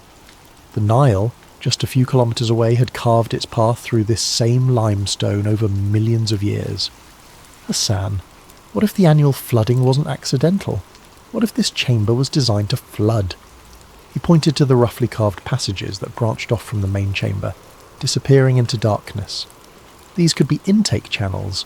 When the Nile floods, water would flow through underground passages and fill this chamber, then rise up through the pyramid's internal structure. Marcus began sketching a diagram, his excitement growing. Look at this. Water enters here, rises through the Grand Gallery, which is angled like a spillway, and reaches the king's chamber. But that chamber isn't at the top of the pyramid. There are shafts leading up from it. Hassan studied the drawing. You think the pyramid was some kind of water machine? Not just water. Think about what happens when you force pressurized water through granite. Hassan looked puzzled, so Marcus elaborated. Granite contains quartz crystals. When you subject quartz to mechanical pressure, like water flowing under pressure, it generates electricity. It's called the piezoelectric effect. We use it in modern electronics. The implications were staggering. If Marcus was right, the Great Pyramid wasn't a tomb at all. It was a hydroelectric generator, using the annual Nile floods to create pressurized water flow through chambers lined with granite. The precise positioning of the granite blocks, the careful engineering of the internal passages, the acoustic tuning of the chambers, all of it could be explained as components of a massive power generation system. Marcus spent the next several hours taking measurements of the subterranean chamber, documenting the erosion patterns and mapping the passages. Every piece of evidence supported his growing hypothesis. The pyramid builders hadn't just been skilled stonemasons, they had been hydraulic engineers, working with an understanding of electricity that wouldn't be rediscovered until the 18th century. But that raised an even more disturbing question. If the ancient Egyptians possessed this level of technological sophistication, what else had they known that modern archaeology had missed? And why had this knowledge been lost? As they climbed back toward the surface, Marcus couldn't shake the feeling that he was walking through the ruins of a civilization far more advanced than anyone had imagined. The desert wind that greeted them at the pyramid's entrance seemed to carry whispers of forgotten science, lost wisdom, and secrets that someone had gone to great lengths to hide. The next day found Marcus standing on the Giza Plateau at dawn, his GPS equipment spread out on a folding table, as the first rays of sunlight painted the ancient stones in shades of gold and amber.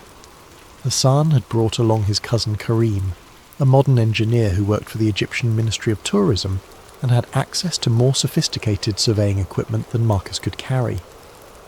"Dr. Chen, you said you wanted to verify the pyramid's alignment," Karim asked, adjusting the precision GPS receiver. "I must tell you, this has been measured many times. The accuracy is well documented." Marcus nodded, checking his own instruments. "I'm not questioning the accuracy. I'm trying to understand why that accuracy was necessary." The numbers were indeed remarkable. As the GPS data streamed in and the surveying laser painted its invisible lines across the desert, the measurements confirmed what archaeologists had known for decades.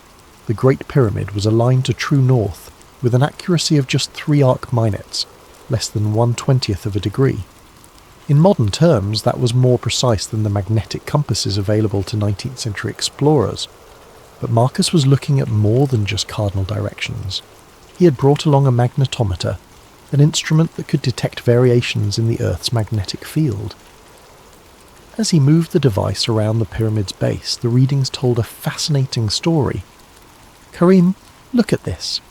Marcus showed him the magnetometer display. The pyramid isn't just aligned to true north, it's positioned at a point where the Earth's magnetic field shows unusual characteristics. The Giza Plateau sat at a convergence point of several magnetic anomalies. Underground iron ore deposits created localized field variations, while the limestone bedrock contained enough ferrous minerals to influence compass readings. But more significantly, The pyramid's position corresponded to a point where the Earth's natural electromagnetic currents were particularly strong. Marcus had studied similar phenomena at other ancient sites. Stonehenge sat on a complex intersection of underground streams and geological fault lines that created measurable electromagnetic effects. Newgrange in Ireland was positioned where two underground rivers converged, creating conditions that produced natural electrical fields. Machu Picchu was built on a granite peak that generated piezoelectric charges during seismic activity. The pattern was consistent. Ancient builders had chosen locations where the Earth's natural electromagnetic properties were enhanced. They hadn't just been looking for stable ground or religious significance, they had been searching for specific energetic conditions. Hassan, Marcus called to his guide, who was photographing the sunrise from the pyramid's eastern face, your grandfather's stories. Did any of them mention lights? Hassan walked over, his expression thoughtful. Lights? You mean like the tourist illumination? No, I mean lights that might have been seen historically, strange lights, unexplained phenomena. Hassan's eyes widened slightly. Ah, yes. The old people, they would speak of the lights that danced around the pyramid during certain seasons, usually during the flood time, when the Nile was high. They called them the souls of the pharaohs, but my grandfather, he was educated man. He thought maybe they were something else. Marcus felt his pulse quicken. What kind of something else? He worked for British archaeologists in the 1920s. They had instruments, cameras. One night during flood season, they saw lights moving around the pyramid's apex. Blue-white lights, like electricity. The photographs they took showed, what do you call them? Discharge patterns. Electromagnetic discharge. Marcus had seen similar phenomena at other ancient sites during periods of high atmospheric electricity. If the pyramid was designed to interact with the Earth's electromagnetic field, then during certain conditions, perhaps when underground water levels were high and atmospheric electrical activity was increased, it might actually generate visible electrical discharges. Marcus spent the morning taking detailed measurements of the electromagnetic conditions around the pyramid. The data revealed a complex pattern of electrical activity that varied with the time of day, the season, and the underground water levels. The pyramid wasn't just passively sitting in an electromagnetically active location. It appeared to be designed to harness and focus that activity. The internal structure suddenly made more sense. The king's chamber, with its precise granite construction, would act as a focal point for electromagnetic energy generated by the pressure of water on quartz crystals. The shaft systems leading from the chamber would serve as waveguides, directing the electrical energy toward the pyramid's apex. The entire structure was essentially a massive electromagnetic antenna, designed to capture, generate and transmit electrical energy using natural forces. But transmit it where? And for what purpose? As Marcus packed his equipment, he realised he was no longer looking at an ancient tomb or even an advanced power plant. He was looking at a piece of technology so sophisticated that modern science was only beginning to understand its principles. The builders of the Great Pyramid hadn't just mastered hydraulic engineering and electromagnetic theory. They had created a machine that interfaced directly with the planet's own energy systems. The question that haunted him as they walked back to the nearby village was this: if such advanced technology had existed over 4,000 years ago, what had happened to the civilization that created it? Dr. Amara Soliman met Marcus at a coffee shop in central Cairo, away from the tourist crowds and government oversight that surrounded the Giza Plateau. As one of Egypt's leading thermal imaging specialists, she'd been involved in some of the most significant recent discoveries at the pyramids, including the 2015 detection of mysterious voids within the Great Pyramid structure. Dr. Chen, she said, sliding a tablet across the small table between them, what you're asking to see, these images are not for public distribution. The Ministry of Tourism and Antiquities has been very careful about how this information is released. Marcus studied the thermal imaging data on the screen. The pyramid appeared as a three-dimensional wireframe, with different colours indicating temperature variations within the stone. But there, clearly visible in the computer-enhanced images, were several dark voids, empty spaces within the solid limestone structure where no chambers were supposed to exist. "How many voids have you detected?" Marcus asked. "At least 4 significant ones," Dr. Soliman replied, her voice dropping to almost a whisper. 2 above the king's chamber, 1 behind the queen's chamber, and one near the base that appears to connect to the subterranean areas. But there's something else. She switched to a different set of images, these taken with ground-penetrating radar and electromagnetic sensors. These voids aren't natural. They show clear geometric patterns, right angles, precisely measured dimensions. Someone built these spaces intentionally, then sealed them so completely that they've remained hidden for over 4,000 years. Marcus felt a chill that had nothing to do with the air conditioning. Have there been any attempts to access them? Dr. Solomon's expression grew troubled. That's where things become political. In 2017, an international team proposed using micro-robotics to explore one of the smaller voids. They had the technology, the funding and preliminary approval from the Archaeological Committee. Then suddenly the project was cancelled. No explanation, no appeal process, just stopped. She leaned closer, her voice barely audible above the coffee shop's ambient noise. Dr. Chen, I've worked on heritage preservation projects throughout Egypt for 15 years. I've seen government bureaucracy, funding problems, international disputes over archaeological sites. This was different. This was suppression. Marcus thought about his own experience getting research permission. The process had taken 8 months and required letters of recommendation from 3 different universities, a detailed research proposal, and a substantial fee. But even with all that paperwork, his access was limited to already known chambers during specific time windows. What do you think is in the sealed chambers? He asked. Dr. Solomon switched to another set of images, these showing electromagnetic anomalies within the hidden voids. These readings suggest metallic objects, not just small artifacts, large structures with geometric patterns. If I had to guess based on the electromagnetic signatures, I'd say we're looking at copper or bronze constructions, possibly in the form of coils or geometric frameworks. Marcus's mind raced. Copper coils would be consistent with his power plant hypothesis. They could serve as electromagnetic conductors or even primitive electrical components. Bronze geometric frameworks might function as focusing elements for electromagnetic energy. There's something else, Doctor, Solomon continued, bringing up a final image.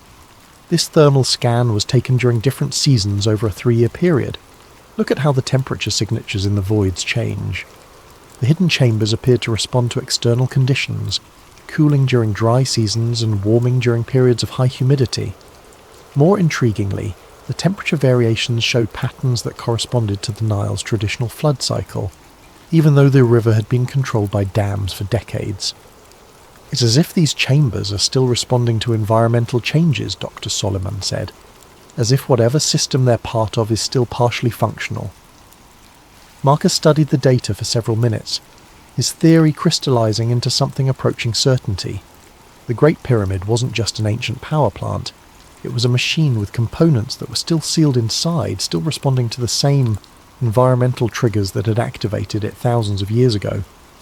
Dr. Solomon, hypothetically, if someone wanted to access these chambers using modern technology, how would they do it? She looked around the coffee shop nervously. Hypothetically? Millimeter wave radar could map the internal structure precisely. Microbore drilling could create access holes small enough to insert fibre optic cameras.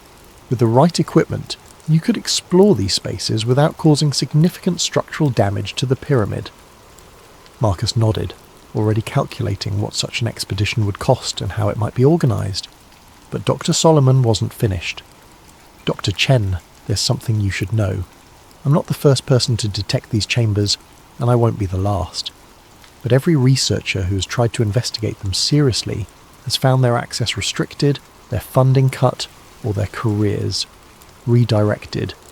The Egyptian government isn't trying to preserve the pyramid from damage. They're trying to preserve its secrets from discovery.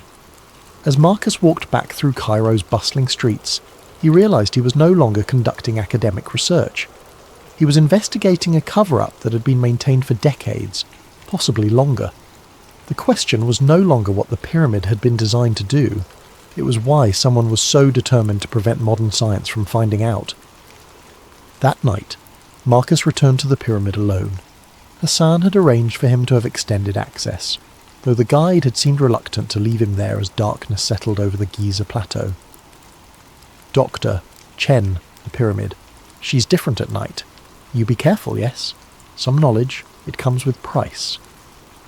Now, sitting in absolute darkness in the king's chamber with his instruments powered down and his cell phone turned off, Marcus could feel what Hassan had meant. The vibrations he'd noticed on his first day weren't stronger at night. They were clearer, unmasked by the electromagnetic interference of modern technology and the subtle vibrations of daytime activity. The feeling was unmistakable now, a low-frequency pulse that seemed to emanate from the very stones around him. It reminded him of sitting in a car with a powerful subwoofer, feeling the bass notes resonating in his chest. Except this sensation seemed to penetrate deeper, affecting not just his body but his consciousness itself. Marcus had brought along a new piece of equipment, a sensitive electromagnetic field detector borrowed from Dr. Solomon's laboratory. In the complete darkness and electrical silence of the chamber, the device could register even the faintest electromagnetic activity. He switched it on and watched the display with growing amazement. The pyramid was generating electricity. Not much. The readings were measured in millivolts and microamps, but the output was consistent, rhythmic, and definitely real. The electromagnetic field strength varied in cycles that corresponded to the acoustic resonance he'd measured earlier. The entire structure was functioning as a low-level electrical generator, powered by forces he was only beginning to understand. Marcus activated his night vision camera and began recording, speaking in whispers to avoid disturbing whatever delicate processes he was observing. The electromagnetic readings are strongest near the northeast corner of the chamber, consistent with the acoustic anomalies I documented earlier. The field strength appears to correlate with lunar cycles. Tonight's readings are approximately 20% higher than last week's, coinciding with the new moon. He moved the detector around the chamber, mapping the electromagnetic field as he had mapped the acoustics. The patterns were complex but consistent, forming a three-dimensional matrix of electrical activity that encompassed the entire chamber. At the centre of the room, where the pharaoh's sarcophagus should have been, the electromagnetic field reached its peak intensity. But there was something else. As Marcus sat in the centre of the chamber, surrounded by the electrical field generated by 4,000 years of precisely engineered stone, he began to experience something unexpected, altered consciousness. It started as a subtle shift in perception, similar to the disorientation he'd felt at high altitude or during meditation. But as he remained motionless in the electromagnetic field, the sensation deepened. His thoughts became clearer, more focused, while his awareness of the chamber around him expanded. He could sense the massive weight of the pyramid above him, the underground chambers below, even the subtle movements of air through the shaft systems. Marcus realized that the 110 Hz acoustic resonance he'd measured wasn't accidental. It was the exact frequency that research had shown could induce theta brainwave states associated with deep meditation, enhanced creativity, and altered consciousness. Combined with the electromagnetic field, the king's chamber functioned as a consciousness-altering device. But why? What purpose would ancient builders have had for creating a machine that could systematically alter human consciousness? As Marcus sat in the pyramid's electromagnetic embrace, understanding dawned on him like sunrise over the desert. The pyramid wasn't just a power plant, it was a communication device. The electrical energy it generated wasn't meant to power lights or machinery. It was designed to amplify and transmit human consciousness itself. The ancient Egyptians had built the ultimate meditation chamber, a place where human awareness could be enhanced, expanded, and potentially transmitted across vast distances. The precision engineering, the electromagnetic properties, the acoustic tuning, all of it served to create conditions where consciousness could transcend the normal limitations of the human brain. Marcus thought about the ancient Egyptian concepts of Ka and Ba, aspects of the human soul that could travel beyond the physical body. What if these weren't just religious beliefs, but actual descriptions of consciousness, projection experiences facilitated by the pyramid's technology? The implications were staggering. If ancient Egyptians had mastered consciousness projection, they could have explored distant lands without physical travel, communicated across vast distances without messengers, and perhaps even preserved knowledge in ways that transcended physical destruction. The pyramid might have been their internet, their telecommunications network, their method of backing up human consciousness itself. Marcus's instruments continued recording as his awareness expanded further. He could sense other presences in the chamber, not supernatural entities, but echoes of the thousands of people who had experienced altered states in this space over the millennia. The pyramid had been accumulating consciousness, storing it in some form that science didn't yet understand. As the hours passed, Marcus began to comprehend the magnitude of what he'd discovered. The Great Pyramid wasn't just an ancient monument, it was a machine for expanding human potential, built by a civilization that understood the relationship between consciousness, electromagnetic energy, and the fundamental structure of reality itself. But why had this knowledge been lost, and why were modern authorities so determined to prevent its rediscovery? As dawn approached and the electromagnetic readings began to fluctuate with the rising sun, Marcus made a decision that would change the course of his research, and possibly his life. He wasn't going to publish his findings in academic journals where they could be dismissed or suppressed. He was going to find a way to demonstrate the pyramid's true capabilities to the world. The Age of Secrets was about to end. 3 weeks after his night in the King's Chamber, Marcus found himself in a secure conference room at Cairo University, surrounded by researchers who had responded to his carefully worded communications. Dr. Solomon sat across from him, along with Dr. James Morrison, a British archaeoacoustic specialist, Dr. Elena Kozlov, a Russian electromagnetic researcher, and surprisingly, Dr. Sarah Running Bear, a Lakota physicist who studied indigenous sacred sites in North America. "What you're suggesting, Doctor?" "Chen," Dr. Morrison said, reviewing Marcus's data on his tablet, "goes beyond revolutionary. You're proposing that ancient civilizations possess technology that we're only beginning to understand." Marcus nodded, pulling up a global map on the room's display screen. Red dots marked locations across every continent. "It's not just a proposal anymore. Thanks to Dr. Running Bear's research, we've identified 47 sites worldwide that show identical electromagnetic signatures to the Great Pyramid." Dr. Running Bear leaned forward, her voice carrying the weight of generational knowledge. "My people have always known that certain places were different. We called them places where the Earth speaks. The acoustic properties, the electromagnetic anomalies, the consciousness-altering effects, they're all documented in our oral traditions." She pointed to several dots in North America. Serpent Mound in Ohio, the Medicine Wheels of Wyoming, certain kivas in the southwest. They all show the same engineering principles. Positioning at electromagnetic convergence points, internal geometries designed for acoustic resonance, materials chosen for their piezoelectric properties. Dr. Kozlov, who had been quietly analysing electromagnetic data, looked up with excitement. "I've been comparing the frequency patterns from these sites. They're not random, they form a harmonic sequence. Each site resonates at frequencies that complement the others, as if they were designed to work together as a single system." Marcus felt his pulse quicken. A single system spanning the entire globe. "More than that," Dr. Kozlov continued, pulling up a complex waveform analysis. "If all these sites were activated simultaneously, the combined electromagnetic output would create a standing wave pattern around the Earth. The planet itself would become a resonating chamber." The implications hung heavy in the room. Marcus thought back to his experience in the King's Chamber, the sense of connecting not just to the pyramid, but to something vast and worldwide. Had he been tapping into a dormant global network that once linked human consciousness across continents? Dr. Morrison cleared his throat. "There's something else we need to consider. I've been analysing historical records of these sites, looking for patterns of suppression. It's remarkable how consistently ancient knowledge about these places has been discouraged." He brought up a timeline on his laptop. The Library of Alexandria burned multiple times, always targeting texts about natural philosophy and sacred geometry. The Spanish conquistadors systematically destroyed Mayan and Aztec codices that contained astronomical and architectural knowledge. The British Empire consistently relocated indigenous populations away from sites that showed electromagnetic anomalies. Dr. Running Bear's expression darkened. My ancestors were forced from sacred sites across North America.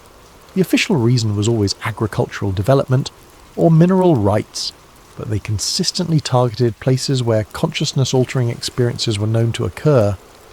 Marcus felt a chill of recognition. The same pattern of suppression he'd encountered with the pyramid's hidden chambers was part of a much larger historical trend.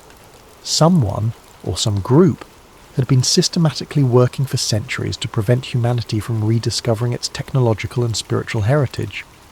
The question is, Dr. Solomon said quietly, what would happen if we reactivated this network? Dr. Solomon's question haunted Marcus for days. The theoretical implications of reactivating an ancient global consciousness network were staggering, but the practical challenges seemed insurmountable. Most of the sites were under government control, protected by restricted access, or surrounded by modern development that would interfere with their electromagnetic properties. But Marcus couldn't let go of what he'd experienced in the King's Chamber. The sense of expanded awareness, of connection to something vast and ancient, had fundamentally changed his understanding of human potential. If that experience could be replicated and shared, it might represent the next stage of human evolution. The answer came from an unexpected source. Hassan appeared at Marcus's hotel room door early one morning, carrying a worn leather satchel and wearing an expression of nervous determination. "Doctor, Chen, my family, we have been guardians longer than we have been guides. My great-grandfather, before the British came, before the tourists, he was keeper of the old knowledge." Hassan opened the satchel to reveal documents that made Marcus's breath catch. Hand-drawn maps showing underground passages throughout the Giza Plateau. Detailed diagrams of the pyramid's internal structure, including chambers that weren't on any official archaeological survey, and most remarkably technical drawings that showed how the pyramid's systems could be manually activated. "The old knowledge, it was never lost completely," Hassan continued. "Hidden, yes. Dangerous to speak of, yes. But preserved by families like mine, waiting for someone who could understand its importance." The drawings revealed that the pyramid's consciousness-amplifying effects weren't automatic. They required specific activation procedures.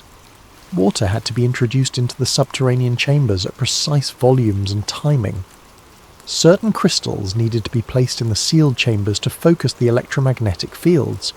And most crucially, multiple people had to participate simultaneously, their consciousness working together to achieve resonance with the global network. "Hassan, this is incredible, but how could we possibly implement it? We'd need access to the sealed chambers, permission for extended stays in the pyramid, and coordination with researchers at sites around the world." Hassan smiled, the expression of a man who had been preparing for this moment his entire life. "Dr. Chen, who do you think has been maintaining the pyramid systems all these years? The tourist guides, the security staff, the maintenance workers, many of us are descendants of the original guardians. We have been waiting for someone like you, someone who could understand what we have been protecting." Over the next few hours, Hassan revealed the existence of a network of guardians at ancient sites worldwide. Families who had maintained the old knowledge for generations, keeping the sites minimally functional while waiting for the time when they could be fully reactivated. The suppression Marcus had encountered wasn't just from modern governments. It was part of an ancient conflict between those who sought to preserve transformative knowledge and those who feared its implications for existing power structures. "But now," Hassan said, his eyes bright with possibility, "the time of hiding is ending. The world is ready for the old wisdom to return." Marcus spent the next week in secret meetings with Hassan's network. They showed him hidden passages that connected the pyramids at Giza to underground chambers extending for kilometers beneath the desert. They revealed caches of ancient crystals and metallic components that could be used to restore the pyramid's full functionality. Most remarkably, they demonstrated that they had been maintaining contact with Guardian networks at other sites around the world, using methods that seemed to blend ancient wisdom with modern technology. The plan they developed was audacious beyond anything Marcus had imagined. On the night of the next new moon, when electromagnetic conditions would be optimal, Guardian networks at 12 major sites would simultaneously activate their monuments' consciousness-amplifying systems. The The Great Pyramid would serve as the primary node, with Marcus and the research team providing scientific documentation of the process. If successful, the experiment would create the first coordinated activation of the global consciousness network in over 3,000 years. The effects, according to the Guardian's preserved knowledge, would be felt worldwide. A sudden expansion of human awareness that could fundamentally alter the course of civilization. But there were risks. The ancient texts spoke of individuals who had been unprepared for the experience, whose consciousness had been overwhelmed by the sudden expansion of awareness. There were warnings about the network attracting the attention of forces that had opposed its use in the past, and there was the very real possibility that modern governments would respond to the activation with force, viewing it as a threat to established order. As Marcus stood in the King's chamber 1 week before the planned activation, surrounded by crystals and metallic components that Hassan's people had been safeguarding for millennia, he realized that he was about to participate in either the most important experiment in human history or the most dangerous. The pyramid hummed around him with renewed energy, its systems responding to the presence of the missing components. Through his consciousness, he could sense the other sites coming online around the world, their guardians preparing for an event that would either herald humanity's next evolutionary leap or mark the end of the Age of Secrets forever. The night of the new moon arrived with unprecedented atmospheric conditions. Aurora activity extended far beyond the polar regions, creating shimmering curtains of light visible even in Egypt's desert sky. Electromagnetic storms disrupted satellite communications worldwide, while seismic monitoring stations detected subtle but synchronized vibrations from ancient sites across the globe. Marcus stood in the King's chamber surrounded by Hassan's Guardian network and the international research team. The chamber had been transformed. Crystalline structures now occupied the corners, their faceted surfaces catching and redirecting the subtle light from their instruments. Copper coils, fashioned according to ancient diagrams, had been positioned to enhance the room's natural electromagnetic properties. Most remarkably, water from the Nile's ancient flood channels had been carefully directed into the subterranean chambers, creating the hydraulic pressure needed to activate the pyramid's piezoelectric systems. Dr. Running Bear checked her communication device one final time. Serpent Mound is reporting full activation. The electromagnetic readings are unlike anything we've ever recorded. Dr. Morrison, monitoring from Newgrange and Ireland, transmitted similar reports. The acoustic resonance here is building beyond our measurement capabilities. The entire mound is vibrating in harmony with frequencies we didn't know existed. Around the world, Guardian networks at sites from Machu Picchu to Angkor Wat were reporting the same phenomenon. Ancient monuments that had been dormant for millennia were awakening, their consciousness-amplifying systems responding to coordinated activation for the first time in recorded history. In the King's chamber, Marcus felt the familiar sensation of expanded awareness beginning to build. But this time, it was different, stronger, more focused, and connected to something vast beyond individual consciousness. Through the electromagnetic field generated by the activated pyramid, he could sense the presence of people at the other sites, their awareness merging into a collective experience that transcended physical distance. Dr. Kozlov, monitoring the electromagnetic readings, whispered in amazement, "The standing wave pattern is forming exactly as predicted. The Earth's electromagnetic field is reorganizing itself around these sites." But the experience went beyond scientific measurement. As the network reached full activation, Marcus found his consciousness expanding not just across space but across time. He could sense the pyramid builders themselves, not as historical figures but as present awareness, as if their consciousness had been preserved within the structure itself, waiting for this moment of reactivation. The ancient Egyptians hadn't just built a machine for amplifying consciousness, they had created a means of preserving it across millennia. The pyramid was a library of human awareness, containing the accumulated wisdom of a civilization that had achieved levels of understanding that modern science was only beginning to approach. Through the network, Marcus experienced visions of the ancient world as it had truly been. Not the primitive civilization described in history textbooks, but a global culture connected by consciousness-amplifying technology, capable of feats that seemed magical only because the principles had been forgotten. He saw the construction of the monuments not as slave labour directed by megalomaniacal pharaohs, but as collaborative projects undertaken by people who understood their role in maintaining humanity's connection to higher levels of awareness. Most remarkably, he experienced the reason why the network had been deactivated. As human civilizations became more hierarchical and centralized, the egalitarian consciousness expansion technology had been seen as a threat to emerging power structures. Rulers who depended on controlling information and limiting awareness had systematically dismantled the network, replacing consciousness expanding wisdom traditions with belief systems that emphasized obedience and separation. The suppression hadn't been accidental. It had been deliberate, coordinated across cultures and centuries by those who understood that widespread access to expanded consciousness would make traditional forms of dominance impossible to maintain. But the network had been designed with safeguards. The consciousness of its builders had been preserved within the structures themselves, waiting for a time when humanity would be ready to reclaim its heritage. That time, Marcus realized, was now. As the activation reached its peak, effects began manifesting around the world. Dr. Running Bear reported that people living near the activated sites were spontaneously experiencing expanded states of consciousness. Emergency services were receiving calls about strange lights and telepathic experiences. Social media was flooded with reports of sudden insights, creative breakthroughs, and experiences of connection that transcended normal human limitations. But there was resistance as well. Military aircraft were scrambling towards several of the activated sites. Government communications were buzzing with references to unauthorized experiments and potential security threats. The same forces that had suppressed the ancient knowledge were mobilizing to contain its return.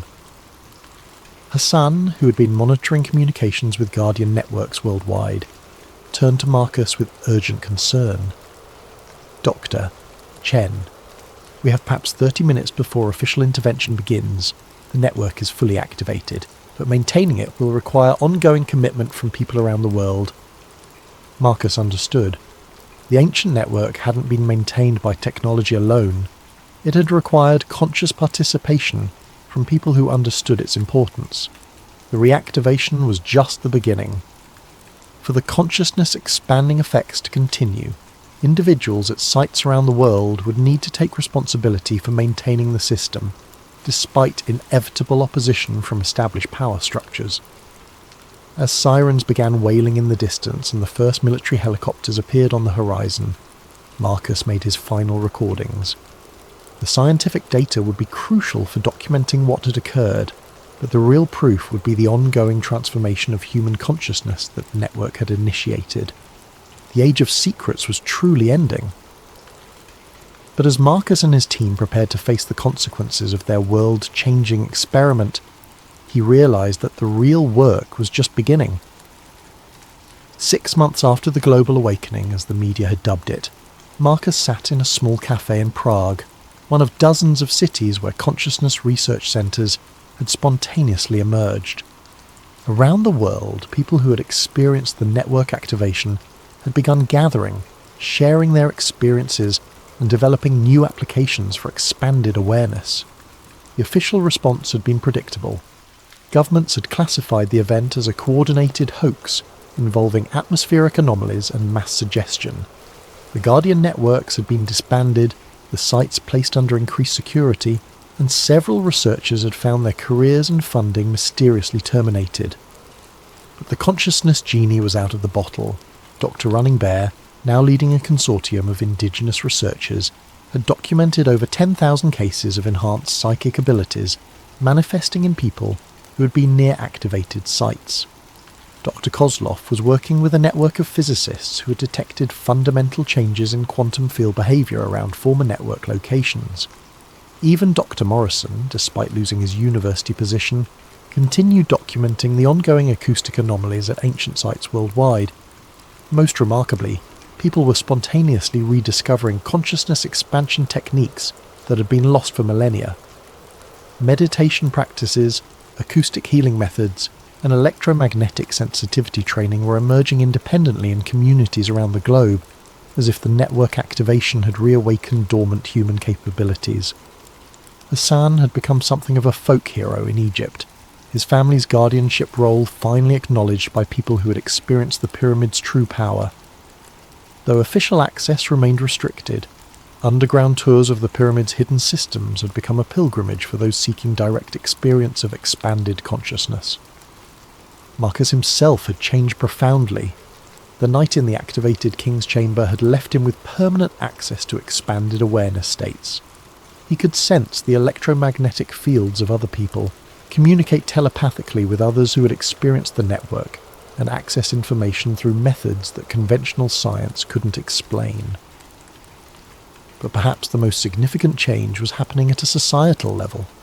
The consciousness expansion experienced by millions of people worldwide had created a generation less susceptible to manipulation, more capable of independent thinking, and naturally inclined toward cooperation rather than competition. Political movements based on fear and division were finding it increasingly difficult to gain traction. Economic systems that depended on artificial scarcity and manufactured desire were being replaced by resource-sharing networks organised through enhanced human communication abilities. The ancient pyramid builders' greatest achievement wasn't the monuments themselves, it was the civilization they had made possible. A society where expanded consciousness was the norm rather than the exception, where human potential was fully realised, and where technology served to enhance rather than replace natural human capabilities. As Marcus finished his coffee and prepared for another day of documenting the ongoing transformation, he reflected on the pyramid's true message. The structure itself had been important, but it was ultimately just a tool. The real power had always been within human consciousness itself, the capacity for awareness to expand, connect, and transcend the limitations that seemed so absolute. The pyramids had been built not to house the dead, but to awaken the living, and after 4,000 years of slumber, humanity was finally ready to reclaim its birthright. Standing in the Prague sunlight, Marcus could sense the presence of others around the world who had experienced the awakening. Through the invisible network that still connected activated sites, he felt their determination to ensure that the consciousness-expanding knowledge would never again be lost or suppressed. They told us the pyramids were tombs, but standing here, I know that's a lie. This wasn't built to bury the dead. It was built to keep the world alive, to preserve and transmit the highest potentials of human consciousness across the millennia, waiting for a time when humanity would be ready to reclaim its forgotten heritage. That time had finally come. The age of expanded consciousness had begun, and no force on earth could put the awakened human spirit back to sleep. The network hummed silently across the globe, connecting minds and hearts in ways that transcended physical distance. The ancient guardian's work was complete. The future of human consciousness stretched ahead like dawn breaking over the desert, infinite with possibility. Marcus smiled, feeling the pyramid's eternal presence in his consciousness, and stepped forward into humanity's transformed tomorrow.